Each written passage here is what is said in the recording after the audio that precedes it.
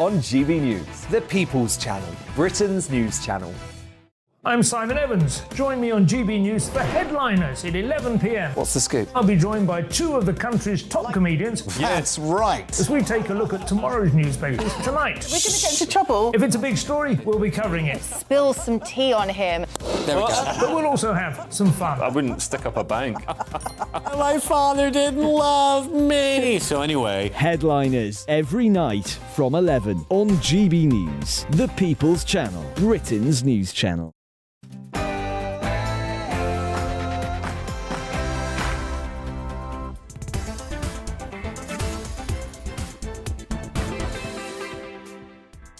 Hello, good afternoon and welcome to GB News on TV, online and radio. I'm Nana Akua. For the next 2 hours, me and my panel will be taking on some of the big topics hitting the headlines right now.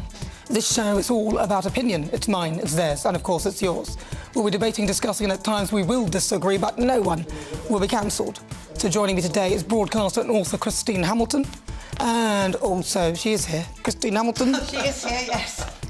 No picture. No picture. There she is. And also a journalist and broadcaster, Danny Kelly. That's good, isn't it? Before we get started, let's get your latest news headlines.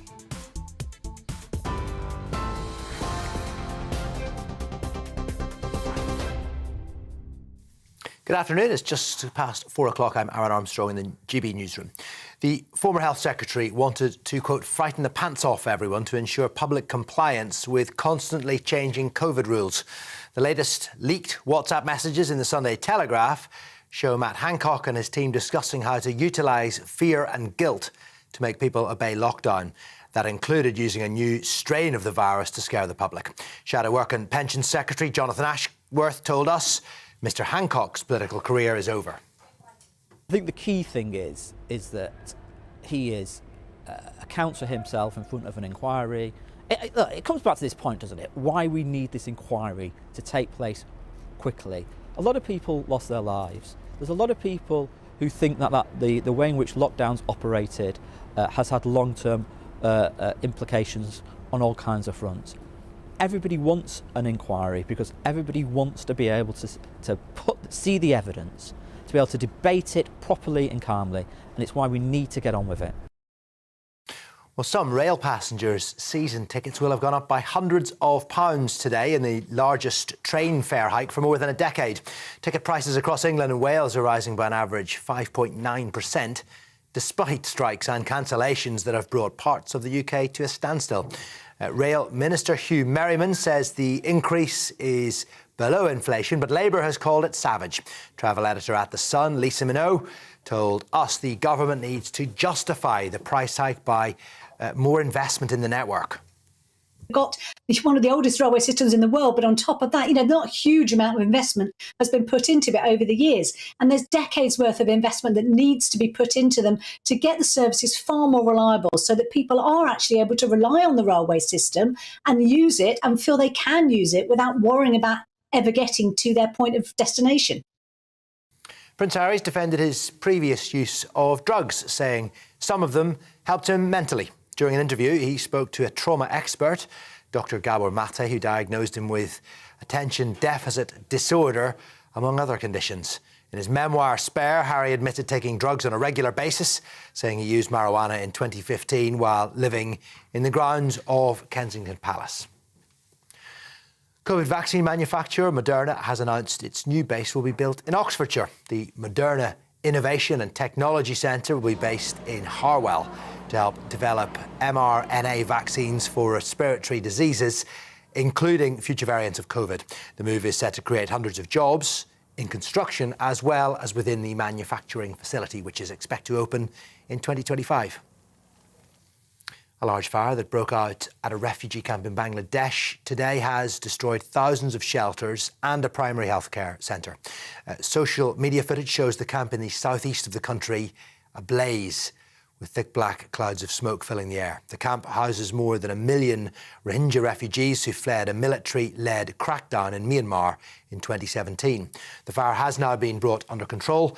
Police say the cause of the blaze is unclear, but no casualties have been reported.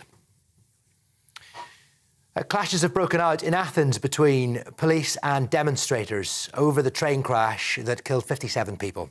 Protesters hurled objects, including petrol bombs, while police responded with tear gas and hand grenades. Following protests over the past 3 days, thousands of university students and railway workers took to the streets to voice their anger over safety standards on the rail network. And more than 350 people were on board the train when it crashed head-on into a freight train last Tuesday. It's the deadliest crash in Greece's history, and the government's vowed to investigate and improve rail safety.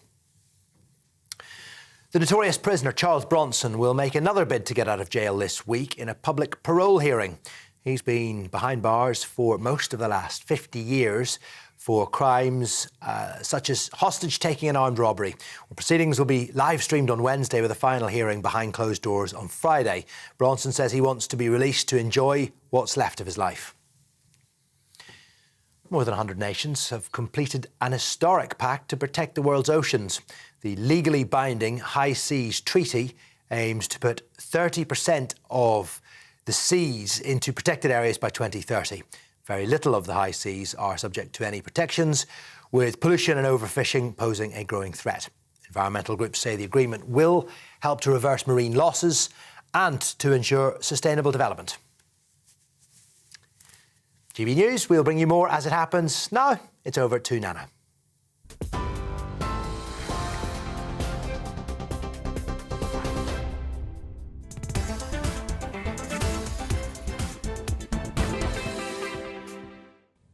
Good afternoon. It's fast approaching 7 minutes after 4 o'clock. This is GB News on TV, online and on digital radio. I'm Nana Akua. Now, what we're witnessing now are the dregs of the Montecito barrel finally being scraped in Prince Harry's live stream Whinge Fest yesterday. At 5 p.m. UK time, at the cost of about £17, plus a copy of his book, which he has loads to spare, you too could pay for the privilege to watch Dr. Gabor Mate, which I think that's how you say it, a toxic trauma expert and best-selling author of 4 books published in over 30 languages, sit down with Prince Harry for what was, in my view, an hour-long whinge fest. Gabor, also an internationally renowned speaker and highly sought after for his expertise in addiction, trauma, childhood development and the relationship of stress and illness, so I guess he's not cheap, told Prince Harry that after reading the book, I diagnosed you with ADD. He said that he saw it as a normal response to normal stress. He told Harry, I know there were great moments, but there were also a lot of trauma and suffering. And Harry responds with, isn't that the same for most people? Yes, Harry, it is. That's life. It's perfectly normal. But most people aren't royal and can't afford esteemed physicians to help them get through it. Dr. Mate discussed the reaction to Spare and how critics accused Harry of wallowing in his own sense of victimhood. And Harry responds, I don't see myself as a victim. Yet he goes on to claim that his father put his own interests before him. Sounds a bit like victim mentality to me. When, in truth, if reports are to be believed, Diana was picked so she could provide the royal family with heirs, which meant Charles had to put aside his feelings to the woman he loved, Camilla, so Diana could bear him some sons. Now, as cruel as that might be, Charles sacrificed his love of a woman for the monarchy. Now, it is very tragic what happened to Diana, but that doesn't negate the reality. Charles put his sons and the monarchy first. Harry's too blinded by his own self-pity to see this. Harry goes on about parents not arguing in front of the children, saying, do not have those disagreements, arguments, whatever it is. Luckily, my wife and I don't have those. As if he would tell us if he did. But it's a lot easier when you have a mansion and nannies to avoid arguing in front of the kids. And most couples argue about money, usually the lack of it, which I don't suppose he's had to be too concerned about. The Duke spoke in detail about the death of his mother, again. And whilst I have a lot of sympathy for him on this subject, Harry doesn't have a monopoly on loss of a parent, but most people can't monetise it, which is exactly what I believe is happening here. Harry doesn't have the monopoly on loss of a parent. So he said that his dad didn't give him as much affection as he would have liked. Well, join the club. There's a long queue. At least you still have one. And quite casually goes on about how cocaine didn't do anything for him, how alcohol was more of a social thing, complaining about the peer pressure surrounding it. But marijuana, he says, is different. That actually did really help me, he says. And he explains how he takes mind-altering drugs regularly and that they are part of his life. He's basically an addict and encourages his family to seek therapy as well. He's the perfect advert not to go.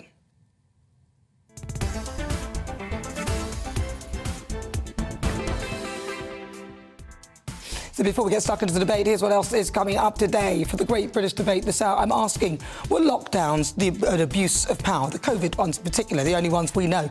In a series of leaked WhatsApps, The Telegraph have revealed that the former Health Secretary Matt Hancock wanted to deploy the Kent COVID variant at the right time to frighten the pants off. And these are the words on the actual WhatsApp, so that they would comply with the lockdown. Now, with these rules having a negative impact on people's mental health and showing a total disregard to the public, did you follow the lockdown rules? I know I followed some of them, and then the ones that I thought were absolutely ridiculous, I didn't. It was quite simple. Now, see what you make of this claim. Hancock appears to be getting emotional on Good Morning Britain over the vaccine.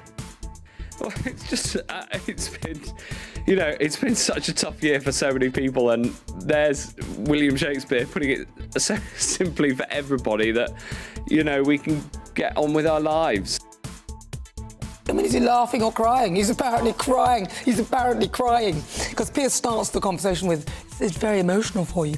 Then at 4:50, it's World View. I'll be getting all the latest on Ukraine, as well as heading stateside. Former President Donald Trump vowed to end the Ukraine-Russia war in just one day if he was back in office. Then at 5, it's this week's Outside. Who's got their hands on the buttons today? Our very special glamorous mystery guest. She rubs shoulders with A-list celebrities and has recently published a book revealing all her secrets about the red carpet. Can you guess who she might be? Stay tuned at 5. That's coming up in the next hour.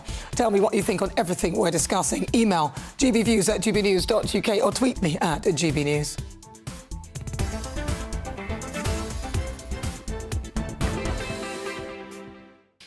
Right, let's get started. Let's welcome again to my panel author and broadcaster Christine Hamilton and also broadcaster and journalist Danny Kelly. Welcome to you both. So nice to see you. Thank you. Great to be here. You're like a little married couple. Christine, you've been partying for days. Yeah, well, She has. I'm not feeling too good this morning, I know, but there we are. Never mind. It was great fun. Too much partying, too little sleep, too much alcohol. Hey, you're only young once. See, I showed up at some of these and I stayed for 5 minutes and I see you. I saw you on What are they? Yeah. Where were you? You weren't invited, dude. I wouldn't have gone if I had been invited. Exactly. But Where is it? Where was it? But you were very professional on Friday night. Was it Friday night? You left early because you had lost your voice already. I had, yes. That's right. Damn, why wasn't I on the panel then?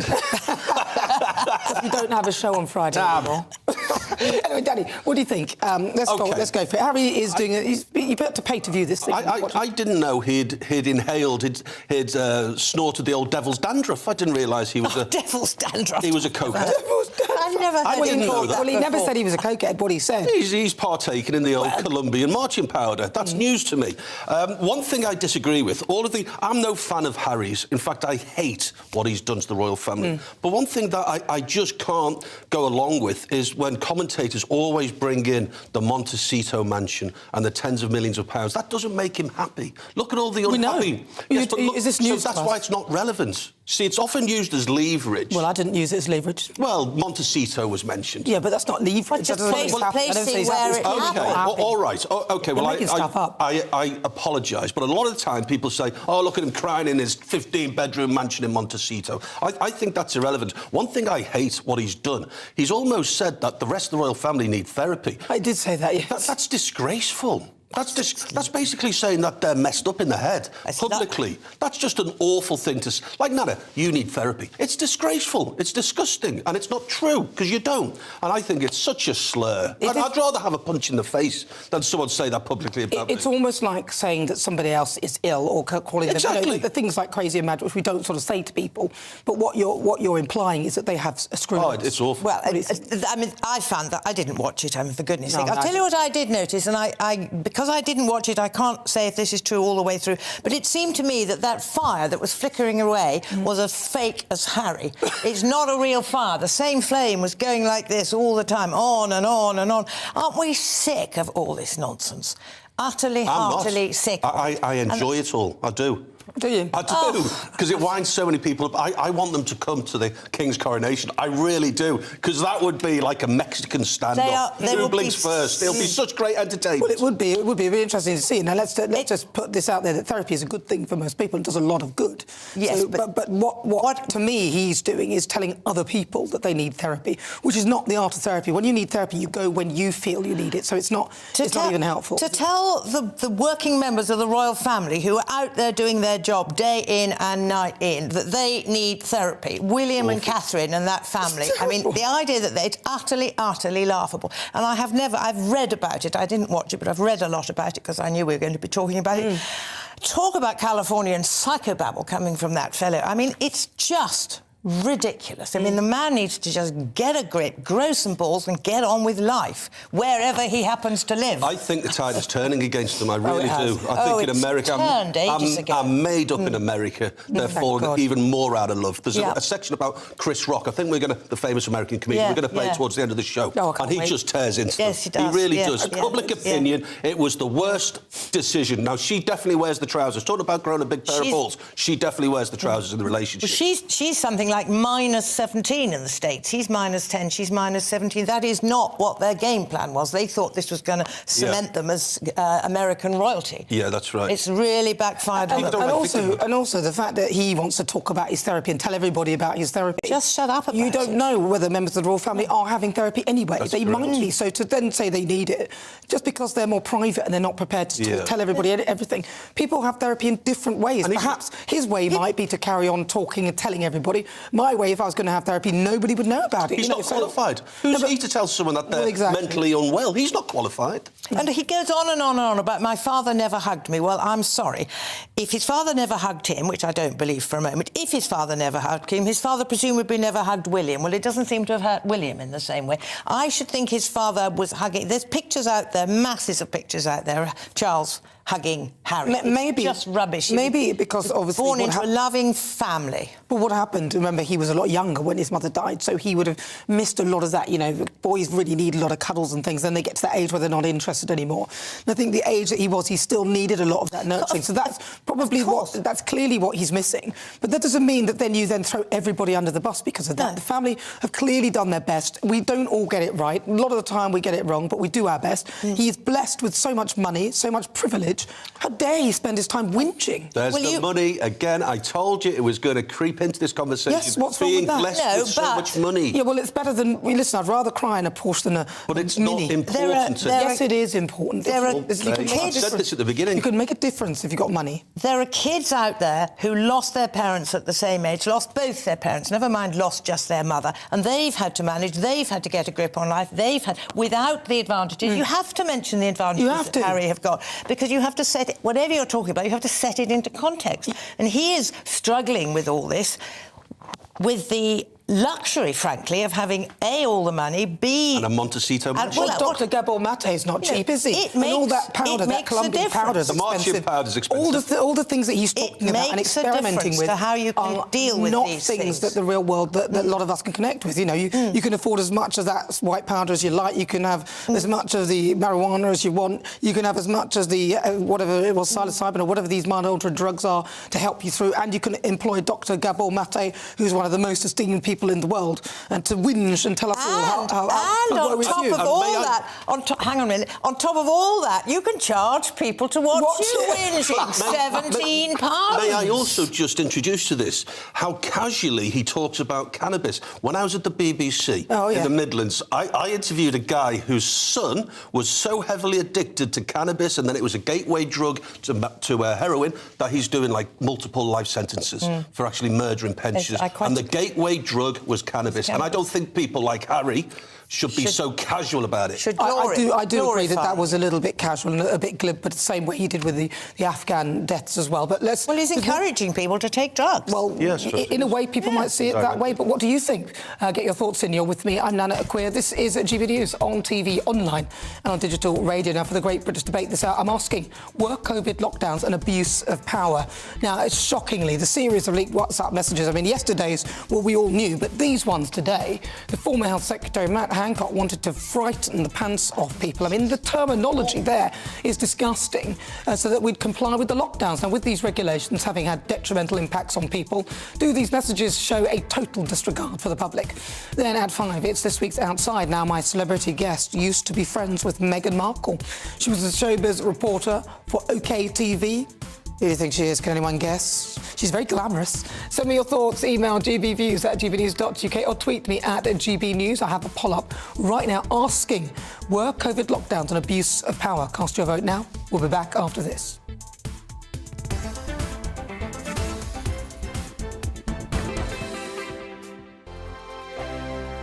It's all about family, being in people's living rooms, all the interaction and getting to know who our viewers and listeners are. When I was young, my dad used to say, Nana, stop arguing. I wanted an outlet that would enable me to give my opinion.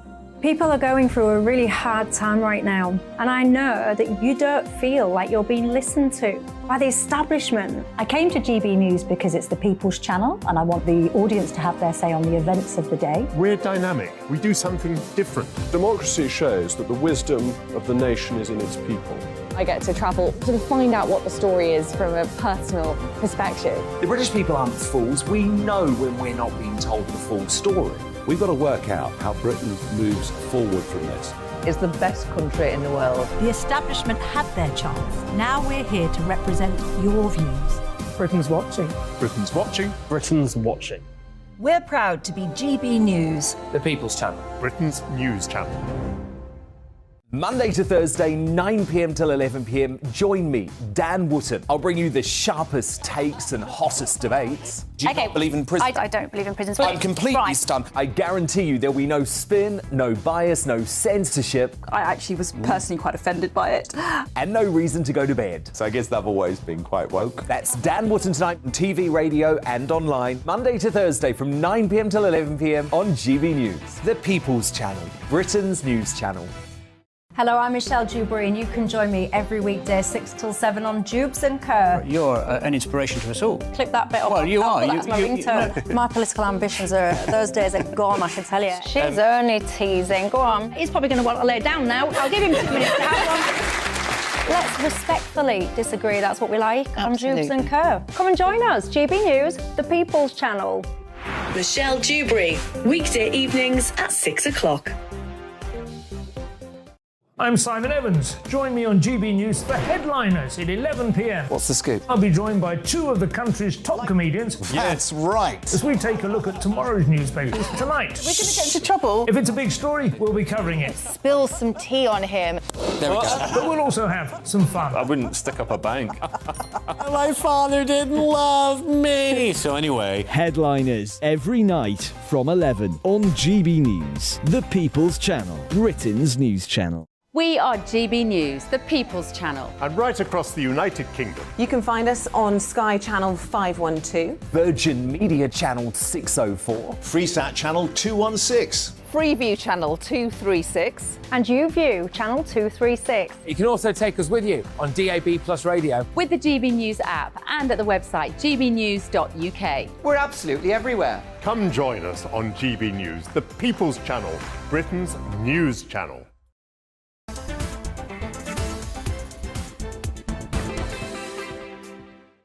It is just coming up to 24 minutes after 4 o'clock. If you've just tuned in, where have you been? It's OK, you've only missed about 20 minutes. I'm Nana Akua. This is GB News. We are the People's Channel. Now, before the break, I was discussing Prince Harry's sit-down with a trauma expert, toxic trauma expert, I might add. Let's have a look at what you've been saying. Ross says, hi, Nana. I find it incredibly hard to believe Harry was never hugged by his father. Exactly. Exactly. Oscar says, I don't think going to therapy is a great, and it has had a very positive impact on people. It is his decision to talk about it if he chooses. Yeah, he shouldn't advise others, though, is it? He's not, he's not qualified, is he? Jill says, hi, Nana, love the monologue. It seems Harry is on the whinge again. Yes, he is. He's always on the whinge. Thank you very much for your thoughts. Right, it's time now for our Great British Debate this hour. And I'm asking, were COVID lockdowns an abuse of power?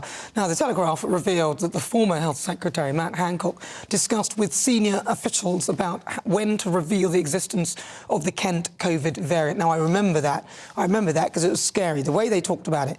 They said he wanted to deploy it at the right time to frighten the pants off people. And I can remember, wasn't it the Delta variant? Was that the Delta one? It was very, very scary. This is to ensure that the public complied with lockdown regulations. And moreover, the head of the civil service, Simon Case, messaged Hancock explaining that it was important to incorporate the fear-guilt factor in the government's COVID messaging. So they're all at it, irrespective of what party they're on, because I hear that Simon Case may be slightly left-leaning. Now, that's as journalist Isabel Ickshott, who leaked the WhatsApps, pointed out that those lockdowns had a negative effect on people's mental health, and so far, more than 100,000 messages have been made public. Frightening the pants off people has had devastating consequences, and so did the government's total disregard for the public. So what do you think of this clip? Have a look. Hancock appearing to be getting emotional, which is what Piers Morgan says. He says that you're getting emotional.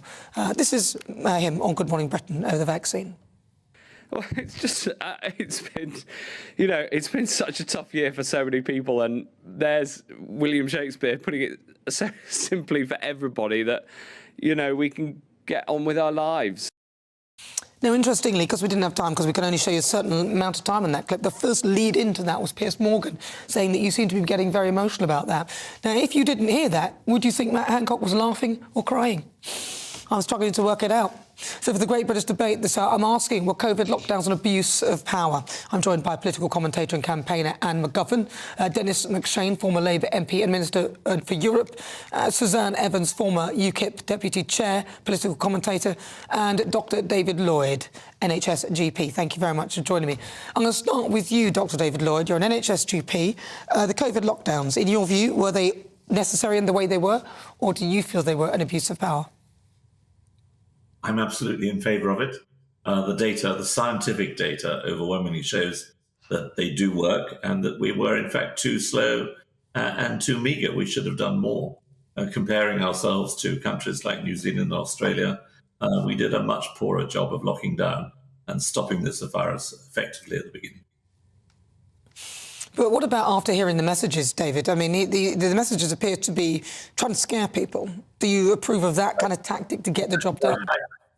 I'm obviously, I don't, I'm sorry, left wing, so I don't subscribe to the Telegraph, so I can't get beyond the paywall, if you like.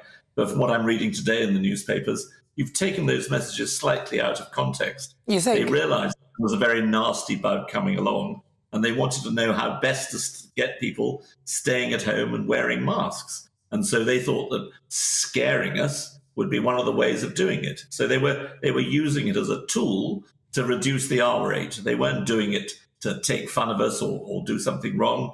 They were actually trying to use that as a tactic, just as every government uses tactics to try and get us to do the things they don't want to do. But if a partner tried to get you to do something using fear tactics, some would call that abuse. Anna? Yes, absolutely. And I think that what they've done is absolutely criminal and we should never have lockdown. The COVID in itself, it was a 0.0% fatality risk. And they laughed in our faces while we were following the rules as they told us. And none of them could comply the same way. And I think the WhatsApp messages, they're completely damning. And it was a complete farce and a big joke for them. So I absolutely agree that it's a complete abuse of power and they should be facing criminal charges. Dennis McShane. Gosh, to say to a doctor you must face criminal charges because he tries to save your life is... Well, no, it's not that. She's not talking about the doctors. Not the doctors, the government officials. They were all acting on doctors' advice. Now, I think with hindsight, and hindsight's a very wonderful thing, there are some things that were done wrong, could have been done better.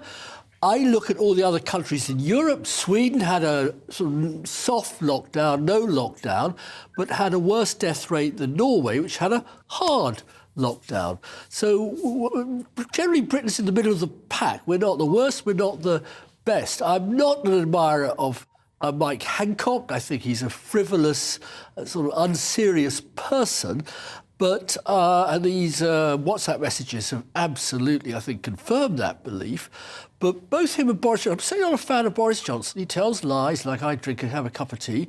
But he's not alone in telling lies. An impossible set of decisions to take. There's no country that's perfect out of this. And to go around with, this brilliant hindsight, let's have this big inquiry into it. Find out the lessons. Okay. For example, schools. Yeah, no. Okay, we find out the lessons. We can end it there. Suzanne Evans, former UKIP Deputy Chair. What do you think? I'm absolutely appalled by these WhatsApp messages. I was appalled by Matt Hancock's behaviour throughout the lockdowns and throughout the COVID pandemic. I've been around politicians and in politics for quite some time. And when you go through a crisis, most politicians get to look older, they look tired, they look stressed. Every one of those interminable press conferences that Matt Hancock did, he looked younger, more energetic. He was drunk on the power. He was loving it. And now we know why. He was pulling the most Nana, something else was awful happening at the strings same behind the time. scenes. Can I Susan? just finish? And I have to say, I'm also appalled by what Dr. David Lloyd said earlier. The problem with the whole attitude to lockdowns and the whole response to the pandemic was there were absolutely no impact assessments done on such a massive intervention in public life. No impact assessments whatsoever. When I was a local councillor, we had to do an impact assessment if we wanted to move the water cooler a foot across the room. There was nothing whatsoever done on the impact. We're now suffering, thousands, tens of thousands of excess deaths, an NHS waiting list of 7 million, huge backlogs, a country that's in a mental health crisis because of the fear-mongering. But we weren't just told, about new variants. We were told we should stay home or we are going to kill people. Let's get. I'd like Dr. David Lloyd to respond on the comment that you made. Dr. David Lloyd. So, lest we forget, 219,000 people have died of COVID so far. No, they died with COVID. We will never know how many people actually died of COVID because of the appalling way in which it was counted. Okay, carry on, David. All right, fine. But what about the 19,000 people who died in Australia and the 2,500 people who died in New Zealand? They all went into lockdown earlier. They were all much stricter than us. Can you let him finish, please? Can you let him finish, please, Suzanne? Suzanne, can you let him finish, please? Sorry. I'm sorry, I thought he had. I do apologise. Carry on, David. Sorry. If you want economic studies, it shows that we would have been £60 billion better off because we went into lockdown. And if you compare the 11 countries in the European Union, which I'm sure you don't want to do, they've done the analysis of lockdown and it's saved 3 million lives. I know lockdown had terrible that's just ridiculous. You can't have the people who propose the policy doing the analysis of the policy. That is just a ridiculous thing to say. Okay, listen, if you both speak, New Zealand, all that proves to me is that lockdowns didn't work because, yes, people did die in Australia and New Zealand, and they had the toughest, most brutal, arguably inhumane lockdowns imaginable. Okay, well, I want to give Anna a couple of 30 seconds to quickly respond, and Dennis. Well, I was just going to say I absolutely agree, and I think it's quite telling as well. Those that got the COVID vaccine, for example, then got COVID again and again. There were some people that got about 3 or 4 times. But that's the vaccine. That's not necessarily lockdown. Dennis, yes, of course. 10 seconds. 10 yes, seconds of course. And the lockdowns. Final second. Alas, the lockdown didn't teach us not to talk over other people on programmes like this. But in general, I go back to my point, look across the world. We've got tons of controls in other countries. It doesn't have to be Europe if you don't like Europe. And everywhere, people responded sensibly by trying to avoid getting the disease and... Well, not everywhere, and not everyone. What do you want to call them, social distancing, wearing a mask to help. Can I get the final word to David Lloyd? I'm going to give David the final word uninterrupted, please. Dr. David Lloyd, final word to you. I think we're forgetting. We're forgetting, selectively forgetting how dreadful COVID was. We forget the people that we lost who died of COVID. And we're saying that the consequences of lockdown are greater than dying of COVID. It's just not true. All right, thank you very much. Dr. David Lloyd, thank you so much for joining me. Also, Anna McGovern, Dennis McShane and Susan Evans. Lovely to talk to you all. Well, in the statement, Mr Hancock said this: I am hugely disappointed and sad at the massive betrayal and breach of trust by Isabel Oakeshott. Isabel Oakeshott, I am only sorry for the impact on the very many people, political colleagues, civil servants and friends who worked hard with me to get through the pandemic and save lives. There's absolutely no public interest case. There's absolutely no public interest case for this huge breach. All the materials for the book have already been made available to the inquiry, which is the right and only place for everything to be considered properly and the right lessons to be learned. As we have seen, releasing them in this way gives a partial, biased account to suit an anti-lockdown agenda. Interesting. Well, you're with me, I'm Nana Akua. This is GB News on TV, online and on digital radio. After the break, we'll continue our Great British debate, and I'm asking, were COVID lockdowns an abuse of power? You'll hear the thoughts of my panel, broadcaster and columnist Christine Hamilton, also broadcaster and journalist Danny Kelly. But first, let's get your latest news headlines.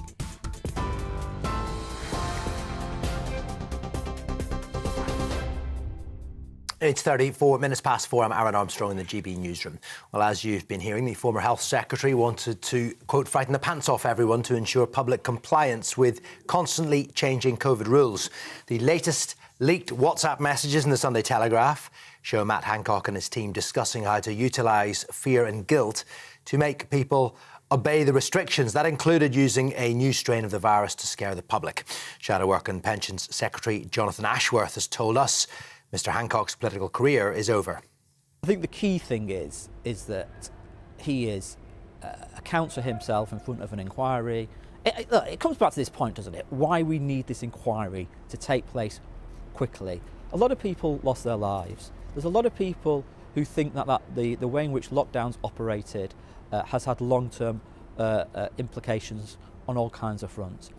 Everybody wants an inquiry because everybody wants to be able to see the evidence, to be able to debate it properly and calmly, and it's why we need to get on with it. Some rail passenger season tickets have gone up by hundreds of pounds today in the largest increase in train fares for more than a decade.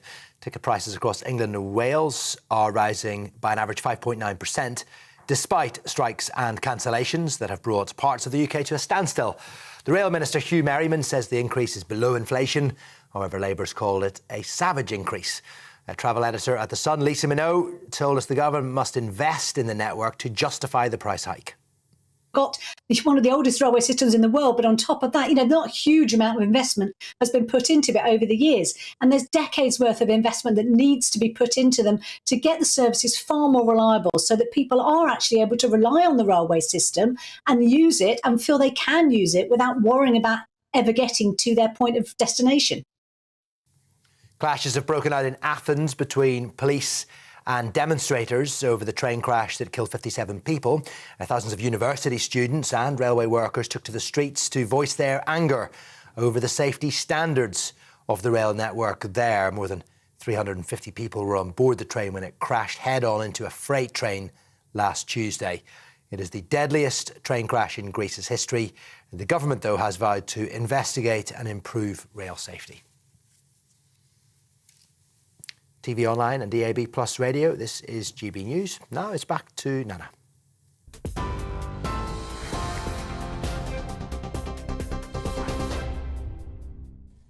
Well, thank you very much, Aaron. Now stay with us because there's loads more to come. At 5 o'clock in Outside, I'll be speaking to my mystery guest, and I'll give you some more clues.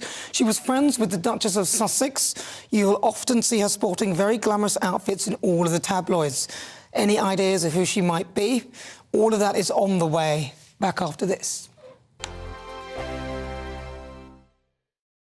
I joined GB News because I was sick and tired of not hearing my views being represented, not just mine, but so many people that I knew and spoke to. I just couldn't get my voice out there. I couldn't say anything. I couldn't do anything. Whatever the narrative was, I kind of had to follow it. GB News is there to provide a voice for those who have been ignored by the establishment media. We think different things, we've got a different style. GB News is here to be optimistic and positive about the future. It's real kind of dynamic and flowing, with the audience very much at the heart of it, like a big family. Here at GB News, we talk about the things that matter to you. Hearing the voices from right across our towns and cities, especially our towns. All sides of the argument represented with a heavy dose of opinion. We're on a mission here to make a difference. And the GB News family really is here for you, and whatever time of day you can watch or listen. Britain's watching. Britain's watching. We're proud to be GB News, the People's Channel, Britain's news channel. Westminster is going around in ever-decreasing circles, followed by the media. Britain is broken. How on earth did we get into this mess? But more importantly, how do we get out of it? Join me at 7 p.m, Mondays to Thursdays on Farage, here on GB News. We will have open, rational debate. We've got to work out how Britain moves forward from this. Join us here on GB News, the People's Channel. Britain is watching. You've probably seen politicians interviewed 1,000 times, but we do it differently. We find out who they really are, we don't shout, we chat, and hopefully we bring a bit of light, not just heat. Did you know Kate Moss? Apparently. Do you have a pair of jeans or a pair of jeans? No, of course I don't. What would I do with them? My friends are like, oh my God, what's she doing now? Join me every Sunday at 6 for Gloria Meets, only on GB News, the People's Channel, Britain's news channel. I'm Jacob Rees-Mogg, the Member of Parliament for North East Somerset and a former government minister. For years, I've walked the corridors of power in both Westminster and the City of London. I campaigned in the largest democratic vote in our island's story. I know this country has so much to be proud of. We need to have the arguments, the discussions on how we make it better. The wisdom of the nation is in its people. Vox Populi, Vox Dei. That's why I'm joining the People's Channel. Join me Monday to Thursday at 8 p.m. on GB News, Britain's news channel. I'm Mark White. As GB News Home and Security Editor, I cover those key issues that are so important to you. Our authorities, our communities doing all they can to combat violent crime. With the public services under unbearable strain, why are we still failing to control our borders? Defence, the first priority of any government, has been continually hollowed out. Can we trust our politicians to protect the armed forces? Join me, Mark White, on GB News.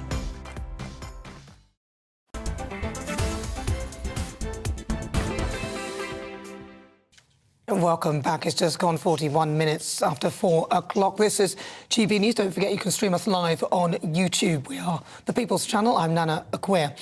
Now it's time for our Great British Debate this hour. I'm asking, were COVID lockdowns an abuse of power? The Telegraph has revealed that the former Health Secretary Matt Hancock discussed with a senior official about when to reveal the existence of a COVID variant. Now he wanted to deploy it at the right time to frighten the pants off, and these are the words that were used of people to ensure that they obeyed lockdown regulations. Moreover, the head of the civil service, Simon Case, messaged Hancock explaining that it was important to incorporate the fear factor in the government's COVID messaging. So far, more than 100,000 messages have been made public. That's a lot of messages. So for the Great British Debate this hour, I'm asking, were COVID lockdowns an abuse of power? Going to come straight to you, Christine. Do you think that they were an abuse of power? Did they sort of, in your view, did they, in your view, do you think that they were abusing? I thought it was an abuse of power at the time. It simply wasn't necessary. Lots of people were saying at the time that we were all told you have to follow the science. There was no science. It was absolute rubbish. We had, Dr. Grimm and Dr. Reaper, or whatever they were called, going on and on and on about the balance and witty. There was no science. We weren't following the science. We were following frighten the pants off people. I mean, Hancock is complaining that Isabel Oakeshott has betrayed him. Well, dear God, first of all, if you are stupid enough to give all those WhatsApp messages, don't forget, not just his WhatsApp messages, but everybody else's as well. If you are stupid enough to give them to a journalist, what do you expect? Well, Isabel Oakeshott in particular, I mean, she's got form on this, She's got form, but I mean, he was stupid enough to do that. And how dare he accuse her of betrayal when he betrayed the entire country by the way he handled lockdown? I mean, it's absolutely... But people were frightened. I mean, it was a success. People were frightened to start with. They were frightened of COVID because of all this rubbish that we were told.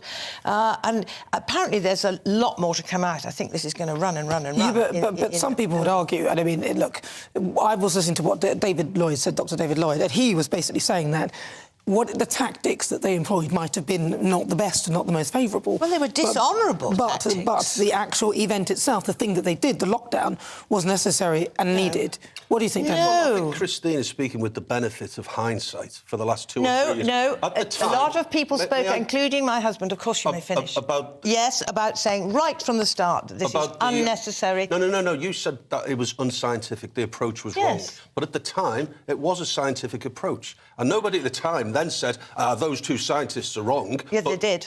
Well, 2 or 3 years later... There were plenty of other scientists saying it right at the time. Then I forget their names. Yes, but at the time, when we were having those number 10 briefings, at the time we accepted it because they were scientists. We were told to stay 2 metres away. We didn't all accept it. Well, let Danny finish. The point is, you said that, they were wrong to give that advice. Well, that's in 2023, you look back, and I agree with you to a certain extent, but at the time, they were right to give that advice because they wanted people not to catch COVID-19. So stay 2 metres away from each other, wash hands, all of that sort of stuff, which I agree with you now. Looking back 2 or 3 years ago, I think that it was mostly unnecessary. What was unnecessary? Well, I think that the lockdown shouldn't have been severe. I think older people with breathing difficulties, they should have been told, look, you need to stay behind closed doors, but the rest of the world... But don't you not think schools. But don't you think that you're also acting on the benefit of hindsight yourself? And the whole point of the lockdown was to find out what the virus is about. And, of course, if you don't know what something is... Because imagine if it had been the other way around and this virus had turned out to be something as bad as Ebola,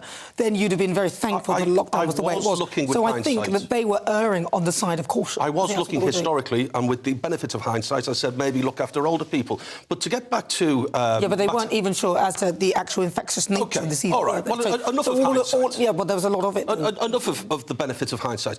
As far as those words, that rhetoric on the WhatsApp message, I agree. You know, we're mostly a nation of rule breakers, and if we needed to be told a white lie in order to get us to behave and to protect the NHS, save lives, and whatever the third part of that mantra was, then I don't think that's inappropriate. Otherwise, people would just be breaking the rules. Now, we can, again, with hindsight, we can say, were those rules right? But I get all of that. But at the time, if someone said, if you leave the house, you're going to die, and it wasn't that, then you wouldn't leave the house, would you? Well, a lot of old people are frightened out of their skins. My mum wouldn't come out of her house, and they still are. So the rhetoric that he used, whilst, as you say, we are rule breakers in this country, the rhetoric that he used was very damaging. And actually, in the Telegraph, Isabel Oakeshott points out a story about a young man who was 14 when the lockdown started, and he actually took his life when he was 16. He was, before all of this COVID thing, he was really bubbling and energised, and then he loved football, and then because he couldn't play football, he couldn't get out of his house. In the end, he became very depressed, and the mother directly implicates lockdowns as the reason as to why it's always to find horrific but he was scared. But he was scared. He was petrified because of the language. They had no right to take away our lives and to... I mean, look what lockdown has done. Look what it's done to the economy. Look at the price people are paying now. Look at the price that young people paid. You only get one shot at education, and if you lose a couple of years, whether you're at university or A-level or whatever they're called now, stage, I mean, the price that was paid by certain sections of community, I mean, not to mention the people in care homes, was absolutely horrendous. And there they were, laughing about it and worrying about who was jockeying for whose position. I mean, Hancock... I disagree, actually, with someone, one of your panel, said that they thought Hancock was looking sort of younger and younger as it went on. I don't think so. I don't agree. I think Hancock at times looked really strained with it all, and he looked really tired. Well, you saw the crying and the crocodile tears. I saw the crocodile tears. And then the fact that he went rushing off into the jungle, that is the other thing that I think was appalling about Hancock. Well, look, I think he's got a perfectly good job as a Member of Parliament. Well, look, you know, to me, and when I look at this, I think that the lockdowns, there may have been a level at the beginning where they were necessary to find out what the thing is. And then once you know what it is, if you know that it's not as bad as it is, then you can start releasing things.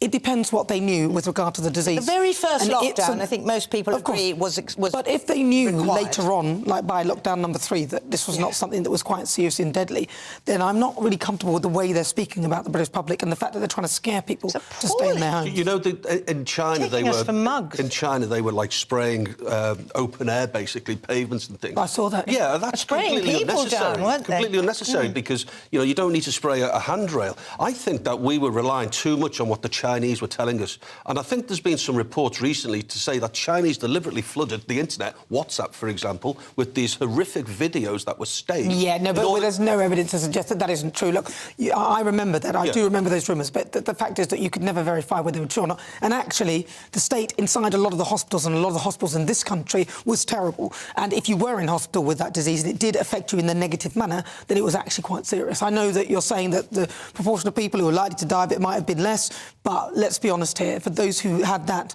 the bit in it where it went bad for them, it was not a good disease. But you know, when you mentioned this poor lad who was 14, admitted, OK, but I would just throw it back at you that all of the thousands of lives that were saved because of lockdown. So what's more important? What about the lives that were lost? No, I know, but I'm not really talking about that. I'm talking about the fear that was put in people as a result. So the language that was used made people fearful of even opening their doors. And whilst that might have been effective for some people, for others it actually sparked mental health issues. And that's what I'm saying. I don't disagree with you. Closing down schools was absolutely intolerable. It wasn't justified, and yet they did it, and they have it. What have they done to the life chances of thousands and thousands of young children? Well, hindsight is a great thing. I don't know how much it plays in this, but this show is nothing without you and your views. Let's welcome our great British voices. Your opportunity to be on the show and tell us what you really think about the topics we're discussing. Let's head to Kidderminster. Let's have a chat with John Reid. It's always nice to see John. Kidderminster, Cobbetts, John, what do you think? Hello, Nana. Hello. Danny, you're out of order. Christine, I'm 101% with you. Well, your question, Nana, is it an abuse of power? Yes, it certainly was, led by the chief abuser, a bloke called Boris somebody, I don't remember now. But they're just a bunch of idiots, aren't they? And all that's happening is they're thinking they can just ride roughshod over the public and everybody else. And the simple fact of the matter is they can't. People will see through them sooner or later, and hopefully sooner. I think that what went on in COVID, I can understand to some extent taking the care that they did, but did they really take care? And as for Hancock, well, I wish he was still in the jungle. A lot of people will be saying that. And he shouldn't have been paid. But although we would say in Boris's defence, he didn't really want those lockdowns. I mean, it sounds like he was opposed to them alongside Sunak. Interesting stuff. John Reid, thank you so much for joining me. That is John Reid. He's our great British voice. You're with me. I'm Nana Akua. This is GB News on TV, online and on digital radio. After the break, it's World View. I'll be getting the latest news from across the globe, including Russia and the war in Ukraine. Then at 5, it's Outside. My mystery guest is a socialite, former WAG and TV personality. She was married to a footballer who used to play for Chelsea back in the late 80s and 90s. She's considered to be one of the most glamorous people on TV. Stay tuned to find out who she is. Don't go anywhere.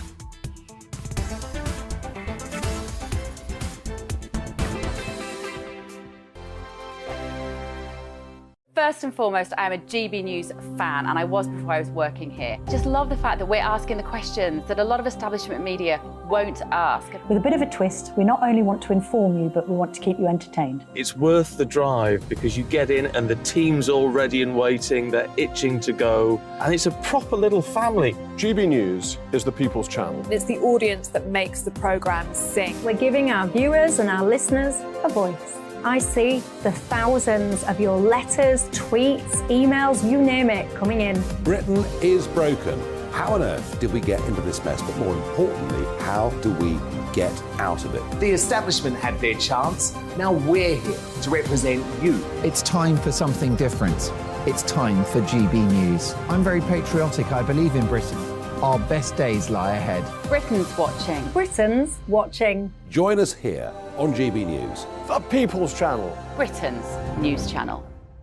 Hi, Andrew Pierce here. Join me every Friday lunchtime for a proper no-nonsense debrief of the week's events. With special guests in the studio and the GB News team on the ground, I'll be getting you up to date with news, some intelligent discussion, and my own sharp take. The weekend starts here with me every Friday lunchtime on GB News, the People's Channel, Britain's news channel. I'm Michael Portillo. Join me on GB News on a Sunday morning for topical discussion, debate, arts and culture, and sometimes even some ethical dilemmas. I don't always agree with you, Michael. Michael Portillo, Sundays on GB News, the People's Channel, Britain's news channel. I'm Andrew Doyle. Join me at 7 o'clock every Sunday night for Free Speech Nation, the show where I tackle the week's biggest stories in politics and current affairs with the help of my 2 comedian panellists and a variety of special guests. Free Speech Nation, Sunday nights from 7 on GB News, the People's Channel, Britain's news channel. Here on GB News Live, we'll be keeping you in the picture, finding out what's happening across the country and finding out why it matters to you. We'll have the facts fast with our team of reporters and specialist correspondents. Wherever it's happening, we'll be there from 12 noon on TV, radio and online. GB News, the People's Channel, Britain's news channel. Join me, Patrick Christie's, Monday to Friday, 3 till 6. We tackle the day's news agenda like you've never seen before. It's high tempo, high octane, the most controversial topics, and the best guests. You will not be able to take your eyes and ears off it. I'm not afraid to ask the questions that you really want answered. 3 till 6 p.m, Monday to Friday on GB News, the People's Channel, Britain's news channel. Join me, Lawrence Fox, on GB News. Frank, fun, fearless, and sometimes serious. Much as I love a Friday night punch-up, what I really want is a battle of ideas. I want to look at things differently. I want to hear different voices and engage with your unique experiences. Every Friday at 7 p.m. on GB News.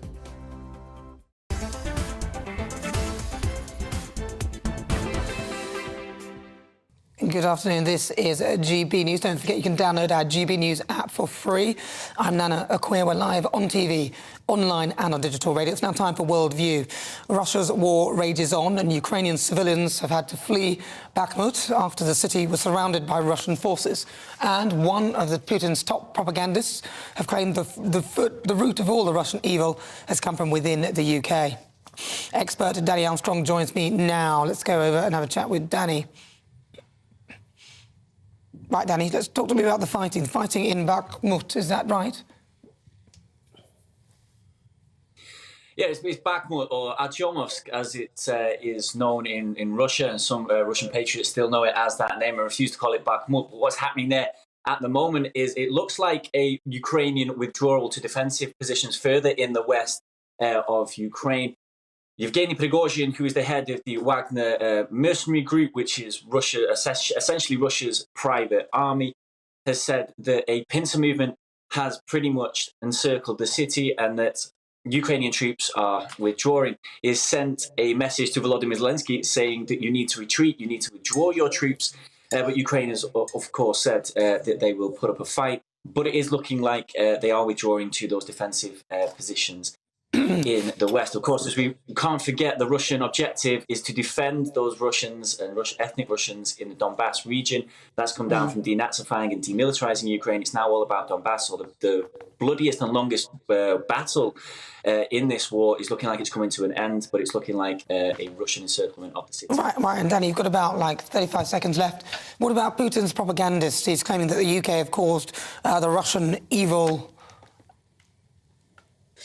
Well, yeah, this all relates back to the Russian mentality that they need to defend from the West. Of course, a lot of higher-ups and a lot of propagandists over there in Russia. This Igor Korotchenko, who has said that the UK is the brain of the enemy of Russia. Of course, that relates back to the UK's foreign aid given over to Ukraine, and also the US. But he said that the UK is actually the brain and is actually who is driving sort of this enemy, and it relates back to the fact that Russia is at war with the West and the UK and the US. So it looks like it isn't a threat to send bombs over to London and to kill that brain. It's just basically backing up that rhetoric that the UK is a driving force behind Russia's sort of enemy in the West.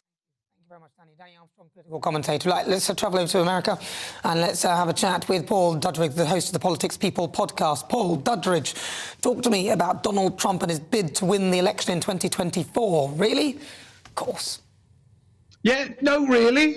Look, he never went away, but he's definitely back. He was giving a speech yesterday, 2-hour speech. See if Biden can do that. 2-hour speech at the CPAC, Conservative Political Action Conference, yesterday. And he gave a 2-hour speech, and we might lose the war in Ukraine. He said he is uniquely able to stop the war in Ukraine in one day, and he alone, amongst potential candidates, can prevent World War III.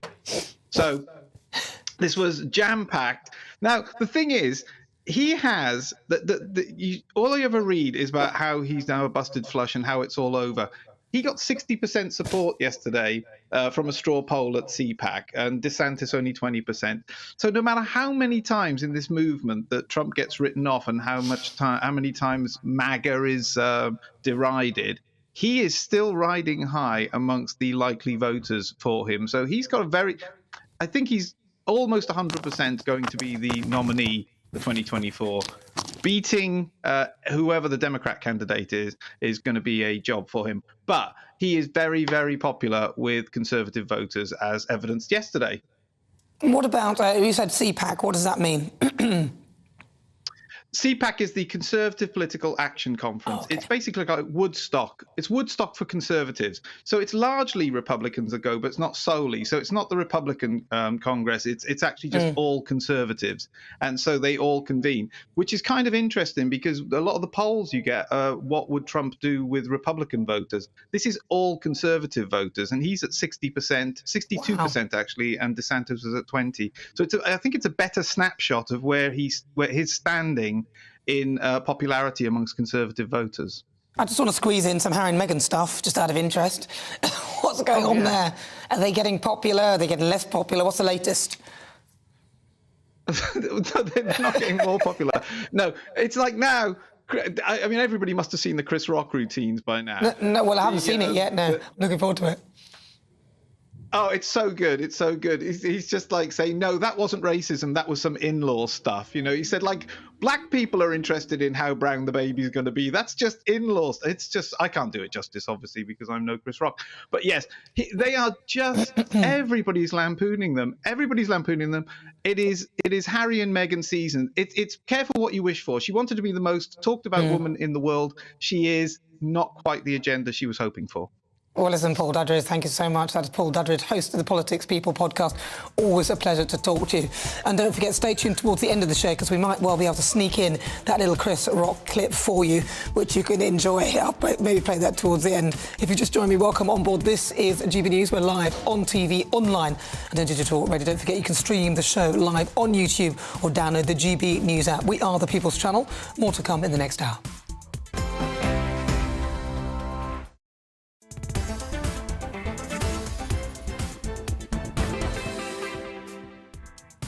So it's just coming up to 5 o'clock. This is GB News. If you just joined me, thank you. I'm Nana Akua.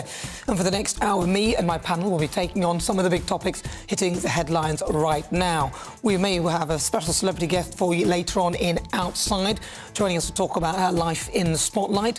Then coming up, the Great British Debate this hour, I'm asking, should migrants who cross illegally be sent back? But first, let's get your latest news headlines.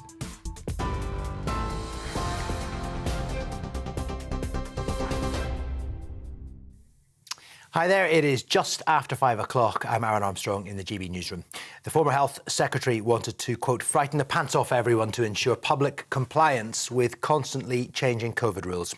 The latest leaked WhatsApp messages in the Sunday Telegraph show that Matt Hancock and his team discussed how to utilise fear and guilt to make people obey lockdown.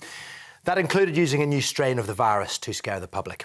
The Shadow Work and Pensions Secretary, Jonathan Ashworth, told us Mr Hancock's political career is over. I think the key thing is that he accounts for himself in front of an inquiry. Look, it comes back to this point, doesn't it? Why we need this inquiry to take place quickly.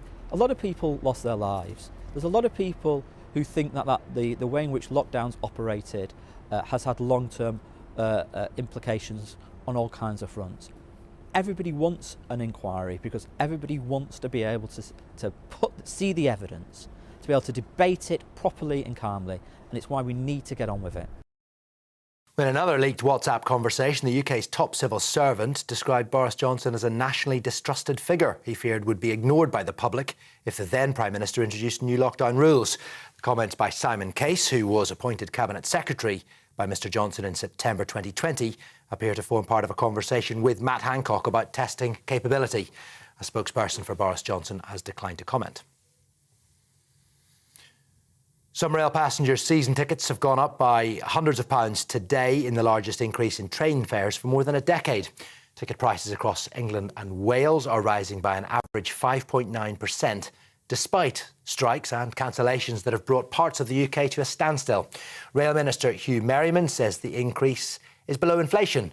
Labour has called it savage. The travel editor at The Sun, Lisa Minot, told us the government must invest in the network to justify the price hike.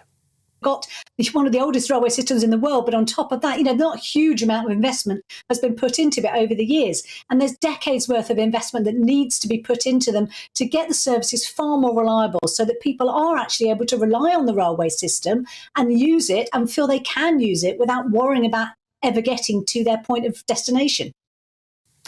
Prince Harry's defended his previous use of drugs, saying some of them helped him mentally. During an interview, he spoke to trauma expert Dr. Gabor Mate, who diagnosed him with attention deficit disorder. In his memoir, Spare, Harry admitted taking drugs on a regular basis, saying he used marijuana in 2015 while living in the grounds of Kensington Palace. The COVID vaccine manufacturer Moderna has announced its new base will be built in Oxfordshire. The Moderna Innovation and Technology Centre will be based in Harwell to help develop mRNA vaccines for respiratory diseases, including future variants of COVID. The move is set to create hundreds of jobs in construction, as well as the manufacturing facility, which is expected to open in 2025. A large fire that has broken out at a refugee camp in Bangladesh earlier today has destroyed thousands of shelters and a primary health centre. Social media footage shows the camp in the southeast of the country ablaze, with thick black cloud filling the air. The camp houses more than 1 million Rohingya refugees who fled a military-led crackdown in Myanmar in 2017. The fire has now been brought under control. Police say the cause of the fire is unclear. No casualties have been reported. Clashes have broken out in Athens between police and demonstrators over the train crash that killed 57 people. University students and railway workers have voiced their anger over the safety standards on the network. More than 350 people on board the train were there when it crashed head-on into a freight train last Tuesday. It's the deadliest train crash in Greece's history. The government in Greece has vowed to investigate and improve rail safety. And Arctic air is set to bring snow and freezing temperatures to Scotland and northern England, with forecasters warning of the coldest weather so far this year. The Met Office says up to 10 centimetres of snow is expected on higher ground, causing travel disruption and power outages. The UK Health Security Agency has issued a level 3 alert for northern England, warning of a 90% chance of severely cold weather. So do look after yourself if you're out and about. This is GB News. More, of course, as it happens. But now, back to Nana.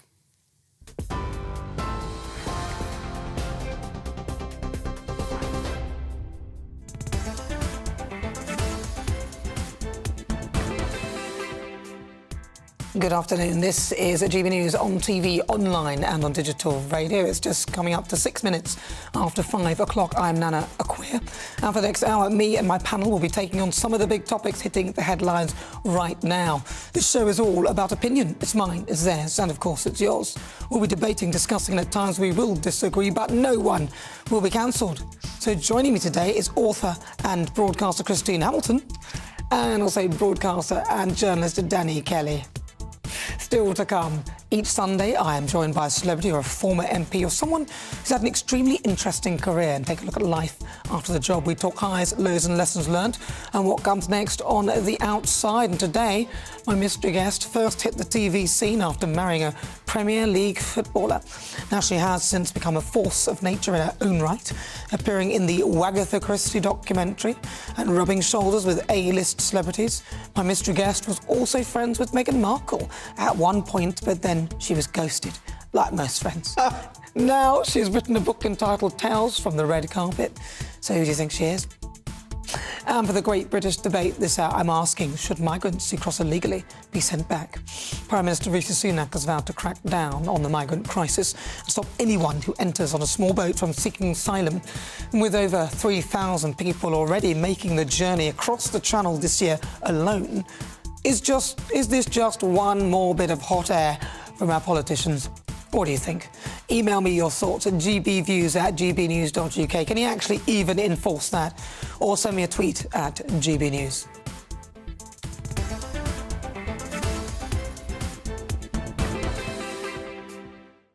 Now, before my mystery guest arrives, I wanted to go on about a story that caught my eye. According to US reports, President Joe Biden might not attend the King's coronation in May.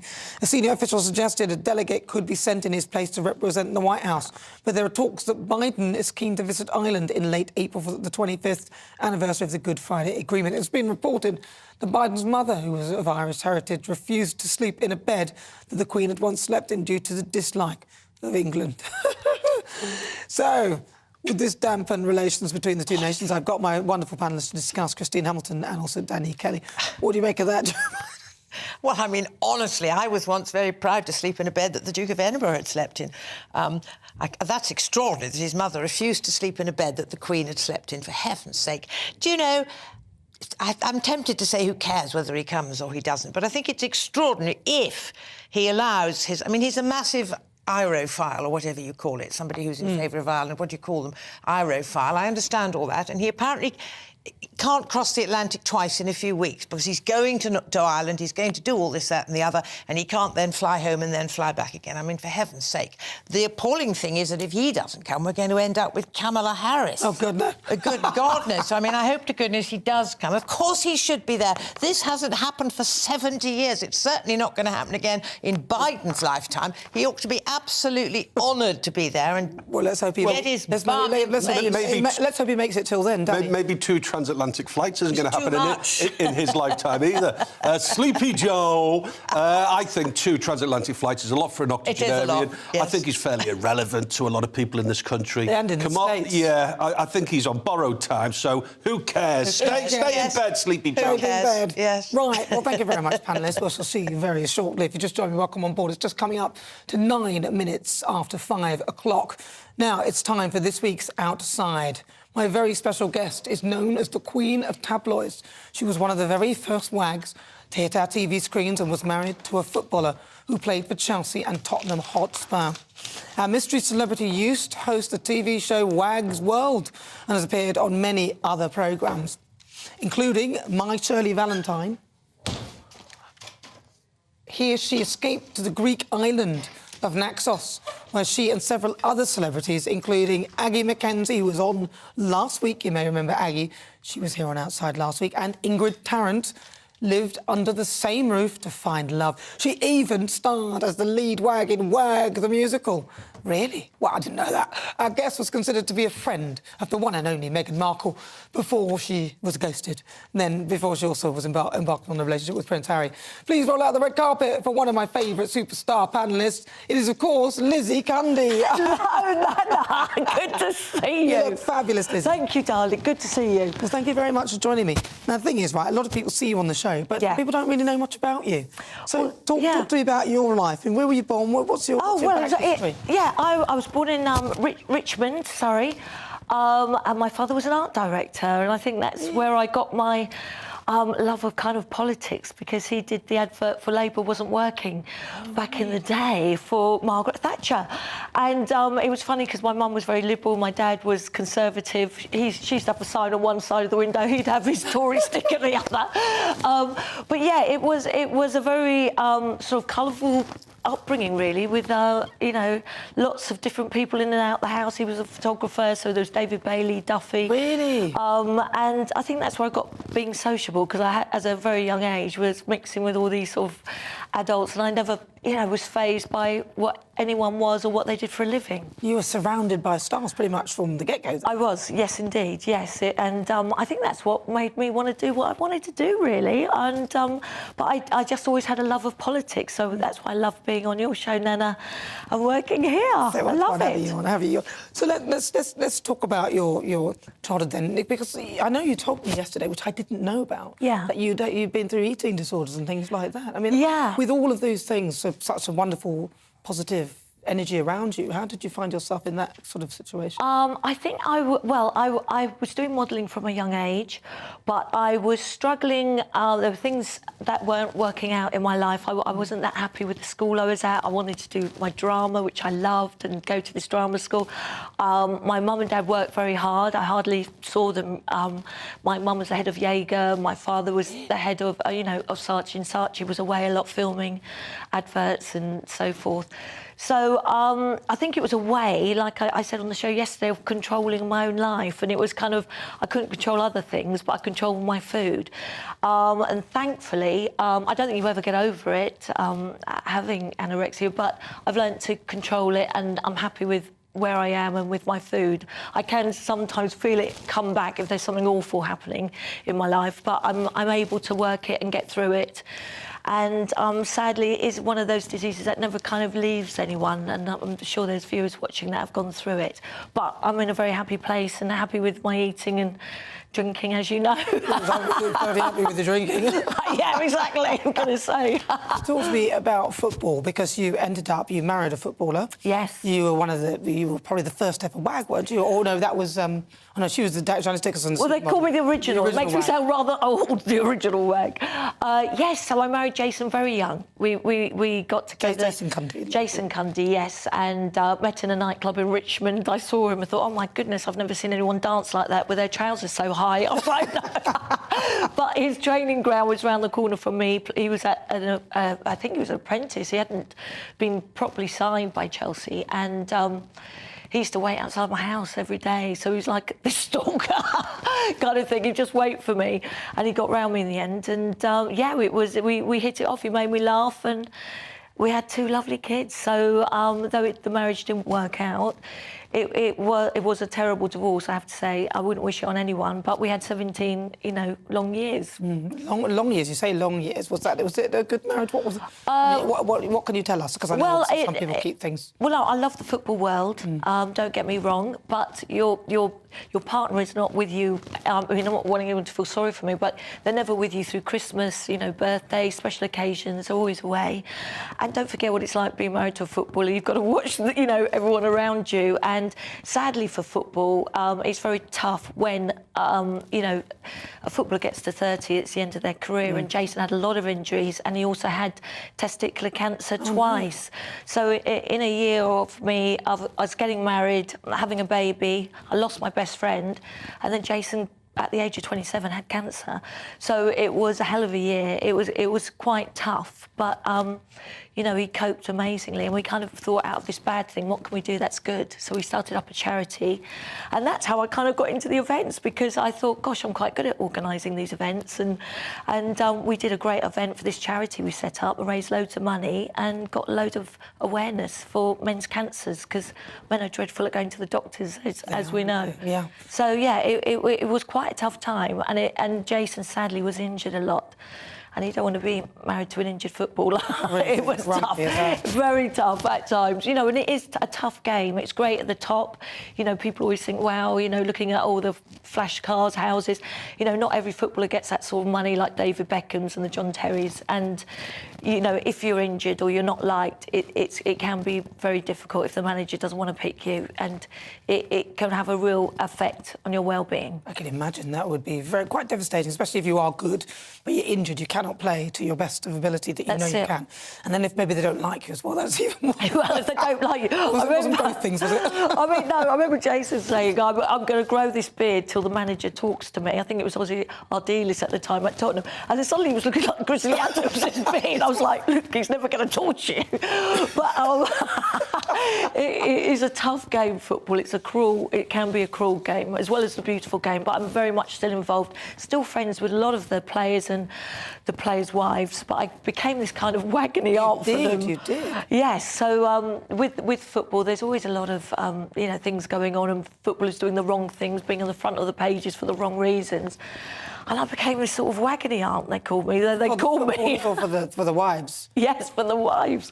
And, I was very lucky to go to 2 of the World Cups, and I was there. Wow. And I'm presenting for ITV, and very lucky. But met Nelson Mandela. First thing they said to me was, where are the wags in South Africa? I was like, oh, everyone was obsessed with him. And I can't tell you what it was like. It was like the Beatles had come to town. Everyone wanted to know them. Wow. That's quite an experience, isn't it? Yeah. But you knew about the Wagatha Christie scenario as well. What's happened with that now? It's gone quiet, hasn't it? Oh, yeah, it's over. And Colleen won, and so she should have won, because Vardy didn't have any evidence. And I have to say, it's sad. It should never have gone to court. And it was a huge waste of money, but Colleen had tried to stop it, and sadly it continued. But it made all the front pages yet again. So people say, oh, the wags are over, but look, they got every front page, and it went global. I was getting calls from Australia, America, wanting to talk about it. It went everywhere. So embarrassing, wasn't it? I know. Vardy. I mean, when she said about her phone disappeared with all and her PR person sort of disappeared into the ether. Yeah, it went over on the North Sea. It's not a good start. But look, that's given the wags a bit of a bad name. There are lots of great girls that are married to footballers that do great work, do loads of charity work. And, for me, I made a living out of it. I did a book, I did a musical, Wag the Musical. Yeah, Can you believe? And there's a book about your life, as I haven't read it. I think I need to. Yes, I need to bring you a copy. You need to bring me a copy. A signed one, I'll do for you. Yeah, would you? I mean, it's a funny read. and it is really about my life, which is like a carry-on film. It is like Carry On Cundy, and I don't know how the amount of people I know in this showbiz world, but I've been very blessed. I had ITV at the movies where I got to fly to LA, meet all the big stars, A-listers, like, you know, Tom Cruise and, Really? What is he people. like? Is he really as short as people say? He is quite short, but he's actually very, very nice. And you know what was so mad? I saw him again on the red carpet, and he remembered me. And then afterwards, I was with my son. I said, I don't want to watch this movie. He snuck out, went into a restaurant. He was sitting there. He whistled me over and went, "Come on, Lizzie, come and join us." And my son came out to look for me, going, "Mum, where's Mum?" "Oh, she's sitting with Tom Cruise." It was kind of like, man. But he was one of the loveliest. Yeah, a lot of people say he's really nice. Yeah. Well, you also met Meghan Markle, didn't you? Well, yeah, I was friends with Meghan for a while, and I really got on with her, Nana. I was asked by a friend to look after her at a charity event. And I thought, who is this woman? I don't know who she is. I want to sit with my friends. You know, when you go to an event, you said, you're in that corner. I was like, I don't want to. But I didn't know what Suits was. No one actually knew who she was. And she had the pleasure of sitting next to me.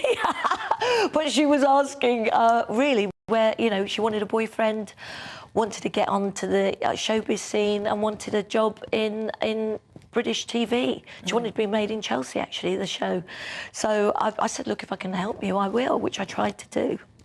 And I tried to hook her up with Ashley Cole, actually, who was a former Chelsea player. But what did he say? It wasn't not his type, he said. I thought she minded of Cheryl Cole. Did she ask you to set her up with him? Or well, no, I said I'd try and hook her up with a few guys, you know. She wanted to stay in Britain. She wanted a British boyfriend.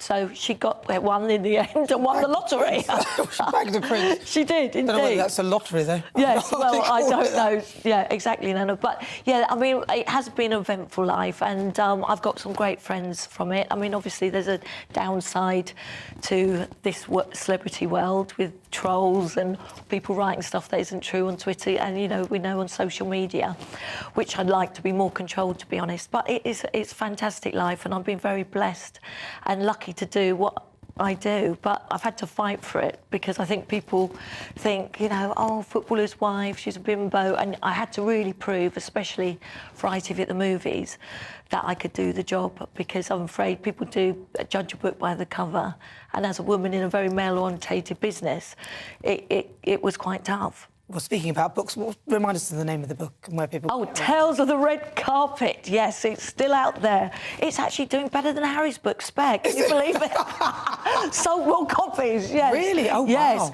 Well, it is, and I think Harry's has gone down to under half price now, I think. Well, he's giving it away now. I think he's giving it away. Yeah, but it has been very nice. I'm very blessed with lovely friends, and like your dear self, and it's a career change. I've reinvented myself now, and I love doing all of this and working with you, Nana. Well, that is the fabulous Lizzie Cundy. Lizzie, thank you so much for joining Lovely me. to see you.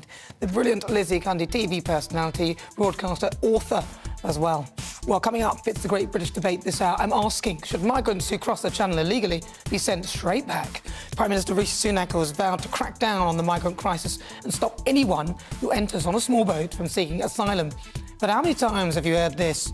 Can Rishi really solve this crisis? Don't go anywhere.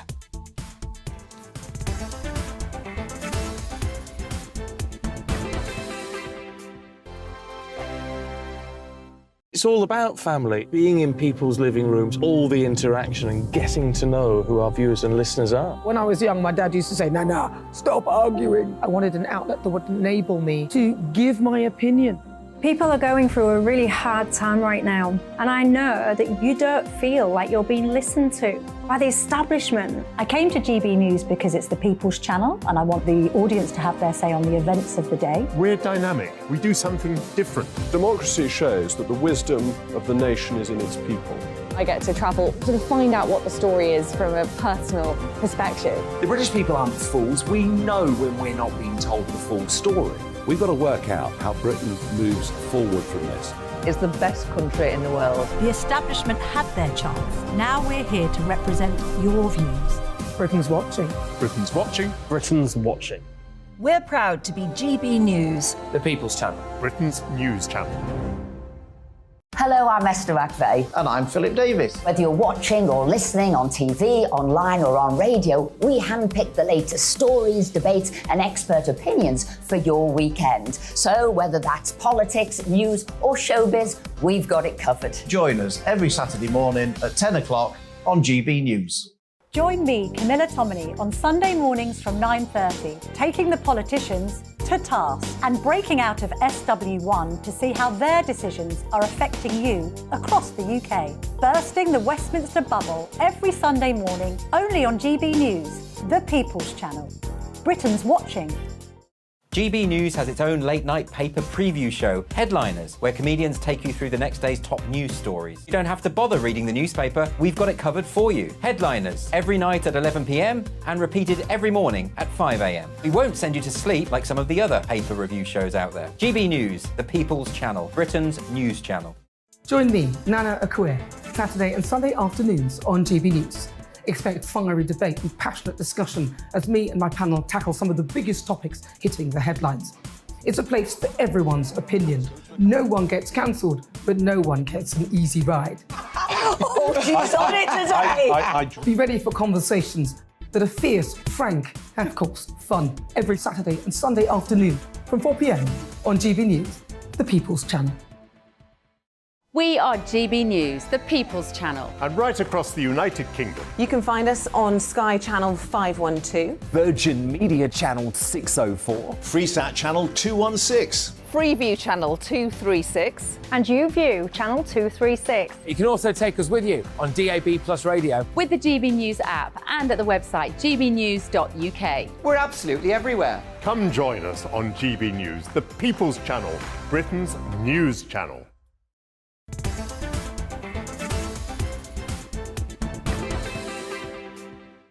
It's coming out at 25 minutes after 5 o'clock. This is GB News. We are the People's Channel. We're live on TV, online and on digital radio. I'm Nana Akua. Now, it's time for our great British debate this hour, and I'm asking, should migrants who cross the Channel illegally be sent straight back? Prime Minister Rishi Sunak has vowed to crack down on the migrant crisis and stop anyone who enters on a small boat from seeking asylum. Now, this comes after Sunak pledged to stop the boats as one of his 5 key priorities. Remember that? That was at the beginning of this year. And last year, let's not forget, over 40,000 migrants crossed the Channel, and just under 3,000 have crossed this year alone. So we're not even into... We've just started March, which is... quite a lot, really.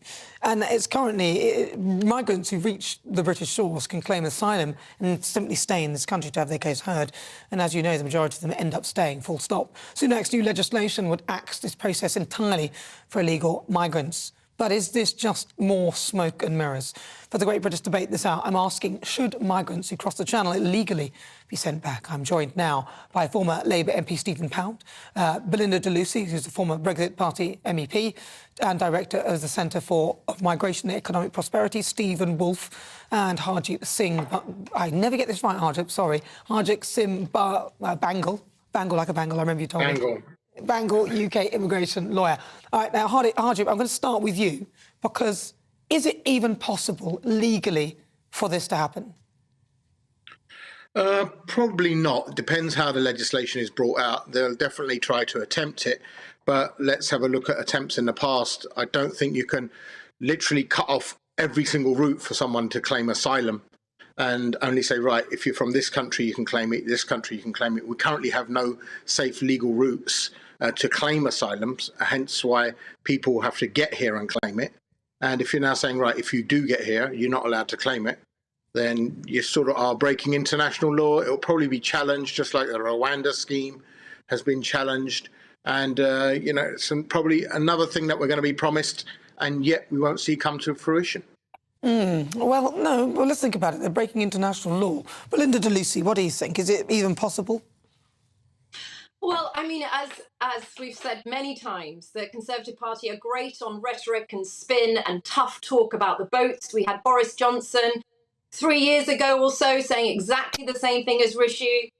Anyone who comes here illegally will be sent back. Not one person has been sent back to Rwanda yet. And, you know, over 72% of mostly men who come from safe countries to the UK to claim asylum get their asylum claims approved, 72%. In Europe, the average is 34%. So I think we really need to look much stronger at how the UK is such a soft touch for anyone who wants to come here. As soon as their foot touches our soil, they know full well it's highly unlikely they will ever get deported. And I don't think with international law, yet we can deport them. And yet it's interesting because back in pre-2019, we sent back about 40,000 illegal immigrants a year, including criminals. We deported them. That has decreased to under 20,000 a year since 2019. So it is this country, our government, making choices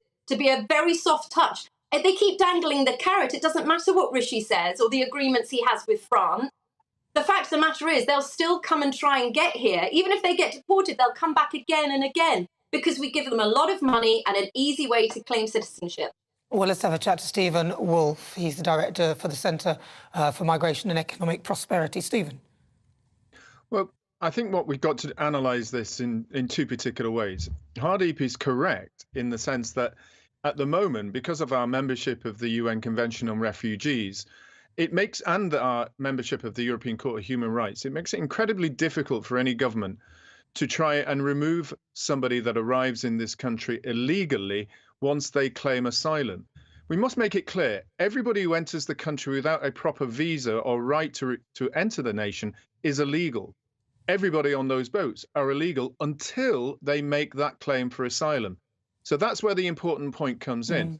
What is it that Rishi Sunak is suddenly conjuring up out of his sleeve that is able to say to him that he can pick these people up and immediately remove them to another place where they can claim asylum? And where that stepping stone comes from is the case in Rwanda and the Court of Appeal hearing that enables the government to try and transform legislation to remove them into different countries. And that's where I think this legislation is going to go. We're going to be looking at something where they say we can take people out of the country and assess them elsewhere. Hardeep, again, is going to be correct. We will see massive challenges. We saw that with the trade unions and non-governmental organisations challenging over the Rwanda issue. But be very, very clear, this is Rishi Sunak's very important chance and Suella Braverman's opportunity to try and close a gap. And I think that they found something. And on Tuesday, when they announce this, I believe that there'll be something that we will be poring over and say, yep, they might have it this time, but it will be challenged. All right, let's go to Stephen Pound. Stephen. Hello there, Nana. Look, let's get a couple of things absolutely straight about this. First of all, if you had to sit down and design a system to absolutely the worst possible way of dealing with every single aspect of it, you'd come up with something pretty close to what we've got. What we have at the present time is a nonsense, a fantasy, a sort of ludicrous pipe dream about Rwanda. It ain't going to happen. The Israelis did it 10 years ago. They sent 4,000 people to Rwanda. Guess what? They disappeared and turned up back again in Israel. That's not going to happen. What we need to do is quite simply look at the reason why people come here. There's push and there's pull. And one of the reasons that they get pushed here is because life in their own country is so absolutely, utterly intolerable, in which case we should, when we see them, extend the hand of friendship, just being honest and noble and just understand. Come on, Stephen. Sorry. We're a Christian. No. But you might be saying that it's bad in their country. But there's people coming from places where there isn't a problem. So I was going to say, and then they're coming onto them. But there's also the pull factor. We're one of the very few countries in Europe which don't have ID cards, and we don't have a system whereby people are assessed on arrival. What we need to do is people first who come to this country, they're actually assessed in an assessment centre. They're fingerprinted.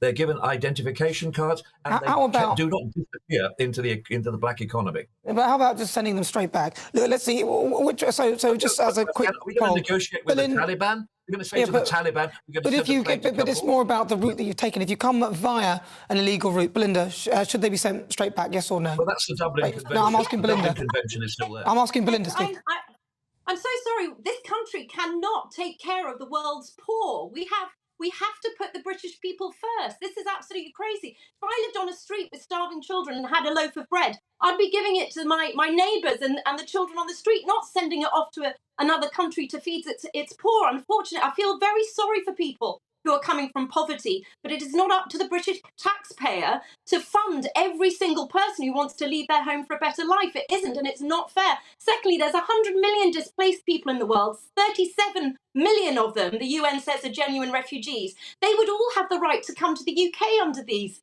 laws that we have at the moment. We cannot. Well, Belinda, we're running out of time. That was a yes or no, but I appreciate your passion. No, it's a no. If you want illegal immigrants to come here and stay here, you believe in open borders, which is an extreme policy and a dangerous policy. Okay, yes or no? Should we turn Harjap? Yes or no? Should we turn people straight back? If we could. It's not about what we should do. It's about what we can do. And at the moment, we can't do it. And I can't see it happening in foreseeable future. The Home Office's own internal guidance today, there was a leak in one of the newspapers, says a Rwanda flight, according to the Home Office, even though they've won the case, is not going to get out before March 2024. Okay, now very that briefly. is a Home Office. That's how we haven't got the infrastructure. We haven't got the Home Office. It's not going to happen. Stephen Wolf, I've literally got about 10 seconds for you and 10 for Stephen. So, Stephen Wolf, should we turn people back straight away? Yes or no?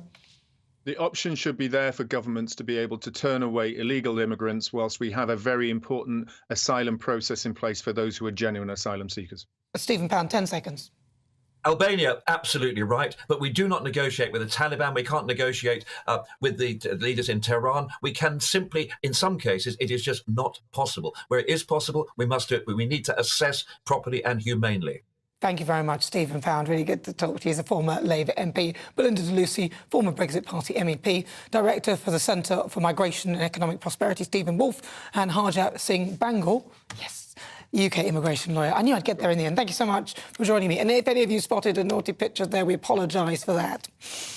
You're with me, I'm Nana Akua. This is GB News on TV, online and on digital radio. On the way, we'll continue with our great British debate this hour. I'm asking, should migrants who cross the channel illegally be sent straight back? You'll hear the thoughts of my panel of broadcaster and author Christine Hamilton, and also broadcaster and journalist Danny Kelly. But first, let's get your latest news headlines.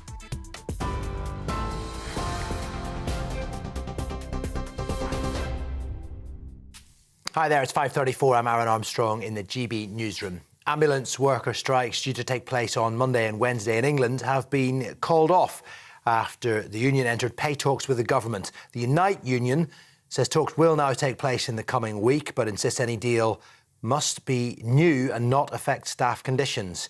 It comes after the government said money was available for potential pay rises covering this year and next. So Unite joining GMB and Unison. As I mentioned, the strike's originally due to take place tomorrow and on Wednesday. The former Health Secretary, Matt Hancock, wanted to, quote, frighten the pants off everyone to ensure public compliance with constantly changing COVID rules. The latest leaked WhatsApp messages in the Sunday Telegraph show Hancock and his team discussing how to utilise fear and guilt to make people obey lockdown. The Shadow Work and Pensions Secretary, Jonathan Ashworth, has told us Mr Hancock's political career is over. I think the key thing is that he accounts for himself in front of an inquiry. It comes back to this point, doesn't it? Why we need this inquiry to take place quickly. A lot of people lost their lives. There's a lot of people who think that the way in which lockdowns operated has had long-term implications on all kinds of fronts. Everybody wants an inquiry because everybody wants to be able to see the evidence, to be able to debate it properly and calmly, and it's why we need to get on with it. Some rail season tickets have gone up today by hundreds of pounds in the largest increase in train fares for more than a decade. Ticket prices across England and Wales are rising by an average 5.9%, despite strikes and cancellations that have at times brought parts of the UK to a standstill. The Rail Minister Hugh Merriman's pointed out the increase is below inflation. Labour has called it savage. Clashes have broken out in Athens between police and demonstrators over a train crash that killed 57 people. Thousands of university students and railway workers took to the streets to voice their anger over safety standards on the rail network. They threw petrol bombs at police. Police responded with tear gas and stun grenades. And more than 350 people were on the train when it crashed into a freight train on the same line last Tuesday. It's the deadliest train crash in Greece's history. TV, online and DAB+ radio, this is GB News. But it's now back to Anna.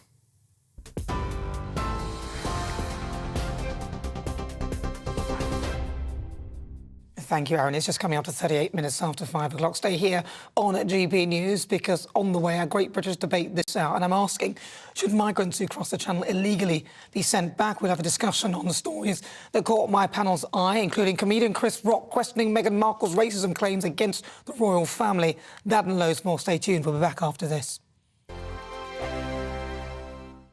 It's all about family, being in people's living rooms, all the interaction and getting to know who our viewers and listeners are. When I was young, my dad used to say, Nana, stop arguing. I wanted an outlet that would enable me to give my opinion. People are going through a really hard time right now, and I know that you don't feel like you're being listened to by the establishment. I came to GB News because it's the People's Channel, and I want the audience to have their say on the events of the day. We're dynamic. We do something different. Democracy shows that the wisdom of the nation is in its people. I get to travel to find out what the story is from a personal perspective. The British people aren't fools. We know when we're not being told the full story. We've got to work out how Britain moves forward from this. It's the best country in the world. The establishment had their chance. Now we're here to represent your views. Britain's watching. Britain's watching. Britain's watching. We're proud to be GB News. The People's Channel. Britain's news channel. Monday to Thursday, 9 p.m. till 11 p.m. Join me, Dan Wootton. I'll bring you the sharpest takes and hottest debates. Do you not believe in prison? I don't believe in prisons. I'm completely stunned. I guarantee you there'll be no spin, no bias, no censorship. I actually was personally quite offended by it. And no reason to go to bed. So I guess they've always been quite woke. That's Dan Wootton tonight on TV, radio and online. Monday to Thursday from 9 p.m. till 11 p.m. on GB News. The People's Channel, Britain's news channel. Hello, I'm Michelle Dewberry, and you can join me every weekday 6 till 7 on Jubes and Kerr. You're an inspiration to us all. Clip that bit up. Well, you are. That's my ringtone. My political ambitions are, those days are gone, I can tell you. She's only teasing. Go on. He's probably going to want to lay down now. I'll give him 2 minutes to have one. Let's respectfully disagree. That's what we like on Jubes and Kerr. Come and join us. GB News, the People's Channel. Michelle Dewberry, weekday evenings at 6 o'clock. I'm Simon Evans. Join me on GB News for Headliners at 11 p.m. What's the scoop? I'll be joined by 2 of the country's top comedians. That's right. As we take a look at tomorrow's newspapers tonight. We're going to get into trouble. If it's a big story, we'll be covering it. Spill some tea on him. There we go. But we'll also have some fun. I wouldn't stick up a bank. My father didn't love me. So anyway. Headliners every night from 11 on GB News, the People's Channel, Britain's news channel. We are GB News, the People's Channel. And right across the United Kingdom. You can find us on Sky Channel 512. Virgin Media Channel 604. Freesat Channel 216. Freeview Channel 236. And YouView Channel 236. You can also take us with you on DAB Plus Radio. With the GB News app and at the website gbnews.uk. We're absolutely everywhere. Come join us on GB News, the People's Channel, Britain's news channel.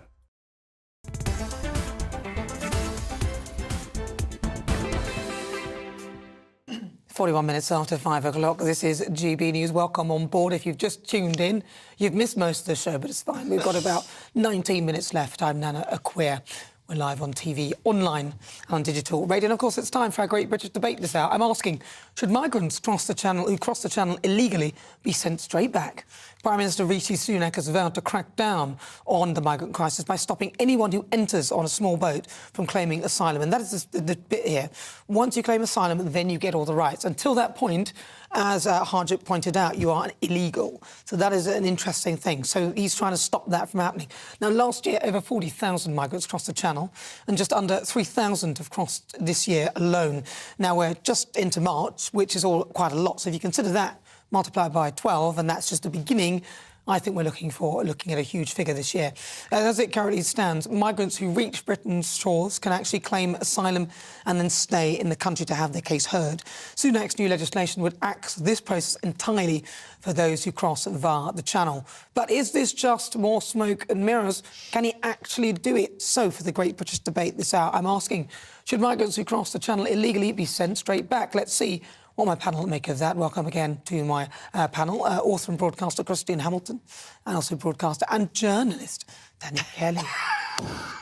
So interesting that the aim of Rishi Sunak's sort of idea is to stop people from claiming asylum, and therefore they're still illegal, so they can be sent back. But where would they go? How's he going to do it? Obviously, pre-2019, we had the Dublin Agreement, pre-Brexit, and it was interesting to learn that 40,000 a year were sent back, as Belinda de Lucy reminded us all. We need to renegotiate something with the French. Ursula von der Leyen, whatever her name is, she seems to get on and smooching with Rishi Sunak, so hopefully he can... I don't know why you're shaking your head. Well, she's shaking her head because there's the exact words that I said, and you're literally saying it now. I've just plagiarised everything that Nana said during the break. Everything, word to word, verbatim. Literally. How's he going to do it? I don't know. Ask Christine. Well, Rishi and Ursula, since you mentioned that dynamic duo, they have just sold us down the river, but that's another issue. What I want to know is, I know Rishi's only been there for a few months, whatever it is. The Tories have been in power since 2010. Why the hell haven't they done something before now? It's all very well. The Tories don't have the will to do it. We've had all these sort of upland, sunshine and uplands promises from them, and they fail to do it. 60% of the people who fail their claims to stay in this country, they claim all these human rights things. One of them even claimed that he couldn't be deported because he had a pet cat. I happily have to tell you that failed, but 60% of the people who fail, they are not deported. We're not even getting rid of the people that we already have said should go. And the most famous example, and I've written this down to get it right, was Ernesto Elliott, who was Jamaican, and he had committed 17 crimes in this country, of varying degree, but pretty horrific. He claimed his right to family life, and he was allowed to stay. He was supported by all sorts of do-gooders like Naomi Campbell and goodness knows who. And he then murdered, in 2020, he murdered a 25-year-old in a knife attack in London. Now, all the signs were there that this man should not be left in this country. He was allowed to stay. We are not enforcing what we already can enforce. You mentioned to get a grip. You mentioned Naomi Campbell on that. Is she definitely somebody who supported him initially? So there were other celebrities. Initially, yes. Yeah, just to go back to lefty this man's do-gooders. human rights, you know, he has a wife and he has children and he fathered the child. Oh, no, he's a different fellow. No, he didn't. Just to go back to lefty do-gooders, I really like Stephen Pound, or Poundy, as I like to call him. But if we have this Christian approach and just basically a... Christian. That's what he said. His words, not mine. Yeah. If we have this Christian approach and just allow everyone to come in, then we need to accept that culturally, our culture is going to be eroded. Now, I'm not saying that's... Already is being. OK. Now, if you go to certain areas in Liverpool, in the inner-city areas, you know, the Scouseness has gone. You know, you go to the East End of London, there are no chirpy cockneys anymore eating pie and mash or whatever they eat in the... Go to Birmingham. There are areas in Birmingham where you don't really see any white British people. Now, if assimilation is so great, then why don't you see many great... Why don't you see areas in Small Heath, in Balsall Heath, in Birmingham, all of these, Aston, OK, which used to be white working-class Brummie areas, and it's not. It's now predominantly Bangladeshi and Pakistani. So if assimilation and multiculturalism is such a success, why have all the white people moved?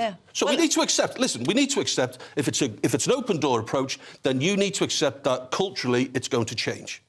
Yeah, well, it should not be an open-door approach. And, OK, yes, of course, everybody wants to be Christian, etc., but I think it was Belinda who said, we can't take in everybody from the whole world who is having a tough time at home. We can't. We're a small island. We're an overcrowded island. And we can't look after our own, for goodness sake. How many people have we got going to food banks, etc., etc.? And while I'm on lefty do-gooders, I bet you they speak from a very privileged position. And I bet you they probably live, I don't know, but most of them generally live in white enclaves. And it's easy for them to say, bring them over. It's easy. Well, yeah, and also the fact that a lot of the mainstream media, or established media now, because we have become mainstream, a lot of the established media don't continuously report it like we do, so we continue to keep our eyes and focus on it because we know a slow erosion of our society in this manner is not really acceptable. Look, We've got a mosque on every street corner nowadays. I have no problem with that as long as it's done in the correct way and everybody and the locals are consulted and everybody's happy about it.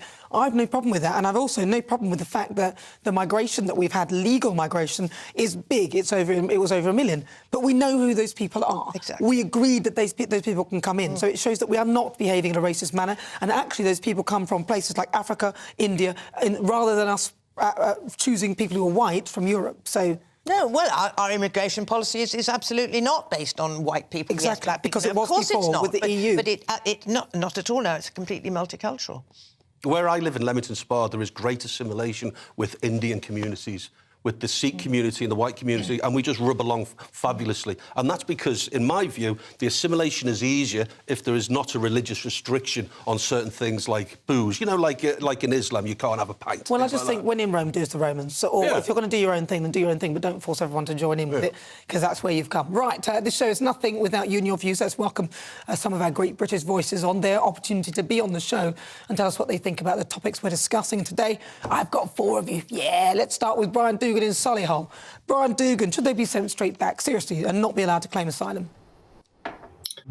I think that we need a more robust system, Nana, in which proper selection process can actually go through, and if there are genuine asylum seekers, that obviously is something that we should stand for in terms of our values as a country. So we need. I think part of the solution as well has got to be a better agreement with France. Things should be happening there rather than getting to a point whereby lives are at risk and whereby it's almost too late in deterring some of these people who are illegal and are coming across in very dangerous means. It's almost too late at that point to send them back in a safe and proper way. But I think we part of the solution must be a better agreement between ourselves and France in all of this. And I think we need to have a more robust system in place in terms of determining genuine asylum seekers. Brian Dugan, thank you very much. Very succinctly put. Let's go to Miranda Richardson in Northamptonshire. Not the Miranda Richardson, Miranda. Afternoon, Nana. Good afternoon. One thing we never talk about is the resources to support any of this. It would be marvellous, wouldn't it, for us to be able to sit down and look at all the illegal cases that are here and people that we need to see and people we need to go and actually, go out and find and send back because they've overstayed or they're illegal. But we don't have the resources to do that. That's one of the biggest issues. Because then does that come under private funding, government funding? We don't have any money. So where's all that going to come from? It's all very well saying, we're going to deal with this, we're going to tackle 40,000, 3,000, a million, however, with what? With what? And with who? What? Well, exactly. Well, I'll answer that, Miranda, with our money. Seshni, you've got about 30 seconds. You're there in Milton Keynes. What do you think? Good afternoon, Nana. Thank you. Yes, I do think we should send them back. If it's legally allowed, they should be sent back. There's more risk than benefits for them. It puts them in a vulnerable position, crossing over, puts them at risk, and other issues which we've heard about over these past months. Rishi Sunak and Suella Braverman have both vowed to tackle this problem head on. And if this is allowed, yes, I think it should happen. Thank you, Seshni. Very succinctly done. And Alan McNeely, who's there in Grimsby. Alan McNeely, what do you think? Hello, Nana. Hello. Yeah, I think if the government want to get this right, Nana, what they need to ensure is that, is that the criminal law takes precedence over any civil claims that happen. That way they can be arrested on the boats, and that part of the process needs to be dealt with before any other claims are considered. Because at that point they are still illegal, and that's where we need to be stopping them. So that the criminal law has precedence. He's right to do it that way. Listen, Brian in Solihull, thank you very much. Miranda in Northamptonshire, Seshni in Milton Keynes and Alan in Grimsby. Thank you so much for your thoughts. Right, now it's time for Supplement Sunday. Now, just talk about that, by the way. Christine was absolutely right with regard to Ernesto Elliott. He was due to go abroad on a Home Office flight in December, and he actually managed to not go on the flight, and then he did go on to murder. And there were celebrities like Naomi Campbell and also Jeremy Corbyn who were backing and supporting him before he then committed murder. Right, it's now time for Supplement Sunday, where my panel and I discuss some of the news stories that caught our eye. Today I'm joined by broadcaster Christine Hamilton and also broadcaster and journalist Danny Kelly. Shall I start with you, Danny? What you got? Yeah, brilliant. Chris Rock, who is a very funny guy, I suppose, for the purpose of context. He's a black comedian, an American guy who is just lampooning Meghan Markle. Remember the time with the Oprah interview when there was a big gasp of air when Oprah said, "What? They want to know what colour your child is? My goddamn racist, dang, dang, dong. Well, she whatever. never actually said nobody said racist. I know. What? But for the purpose, we're talking in a comedic context. OK, well, anyway, Chris Brown has basically said even black people want to know how brown her child was going to be. And he finishes, like, who is this girl, Meghan Markle? She seems like a nice lady, like she didn't hit the let's have a look at the clip. I think lottery. He can do it better than you. I bet he Let's can. take a look at Chris Rock. Back to the show. Everybody trying to be a victim. Like, what's this girl, Meghan Markle? Ah, seemed like a nice lady. Just complaining. I was like, didn't she hit the light skin lottery? Hit light skin lottery and still going on complaining. Acting all dumb like she don't know nothing. Going on Oprah, I didn't know. I had no idea how racist they were. It's the royal family. Oh, Chris Rock. Christine, you've got a supplement. What you got? You got about 40 seconds. 40 seconds, right. Well, mine is about the brownies. I mean, there's nothing sacred in this country. We've had Roald Dahl done. They're now going for P.G. Woodhouse, etc. The brownies have been dragged into a row because the brownies were set up as basically a Christian organisation. They were motivated by their faith, Baden-Powell and his sister. And God was one of the moving forces behind the setting up of the brownies. They are now saying that God has to be taken out of it. They can no longer mention God in any of their songs, etc., because it has to be inclusive of all religions. For goodness sake, if the brownies can't continue as brownies, we are doomed. We're doomed. I was kicked out of the brownies, I'm not by the way. surprised, Christine. Now, this is my supplement. According to a poll taken by 2,000 women, Jeremy Clarkson has been voted the sexiest man alive. This comes after Clarkson's problems with ITV. Guess who came second? Gary Lineker. Ooh. I don't believe it. No, do you believe that? I don't It's believe it. true.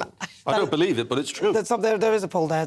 Mike Tindall was third, Ryan Reynolds fourth, Martin Lewis, the money-saving expert, fifth, Dermot O'Leary, or Dermot O'Dreary, if you see him on the telly, sixth, Idris Elba, Vladimir Zelensky, and then Michael Arteta, the Arsenal manager. Right, well, that's a piece. Followed by Charlie Mullins. Oh, my at God. number 10. I like Charlie, but he's a great lad. He's a lovely He is a lovely kid, Well, yeah. I don't know who carried out that survey, but I'm not going to mention it. Well, listen, I've got to say a huge thank you. On today's show, we've been asking, were lockdowns an abuse of power? And according to my Twitter poll, 85% of you say yes and 15% of you say no. Thank you so much to my panel, author and broadcaster Christine Hamilton. Thank you very much, Christine. Pleasure. And also broadcaster and journalist Danny Kelly. Thank you very much. Thank you so much. And a huge thank you for having us. It's a pleasure, as ever. And thank you to you at home for your company. It's always great to see you. I'll be back as ever at 4 on Saturday. Enjoy your week. Don't forget, stream us live on YouTube. I'll see you next week. Hello there, I'm Greg Dewhurst and welcome to your latest broadcast from the Met Office. We do have some much colder air on the way over the next 24 hours or so. Increasing risk of snow, but frost and ice as well. Looking at the bigger picture, and we can see the darker blues coming down from the Arctic, sweeping south through Monday and into Tuesday, bringing very cold air for the time of year, the start of spring, feeling more like winter again out there. This evening, though, there will be some clear spells, particularly across eastern parts of England. 1 or 2 mist and fog patches forming during the early hours. Elsewhere, quite cloudy, the risk of some showers. Showers turning increasingly to snow across parts of Scotland, where some ice will form too. Temperatures falling close to, if not below, freezing here. Elsewhere, again, temperatures close to freezing, perhaps a patchy frost where skies remain clear to start Monday morning. But a lot of cloud across England and Wales, some showery outbreaks of rain. This weather system here pushes southwards through the day, behind it turning much colder.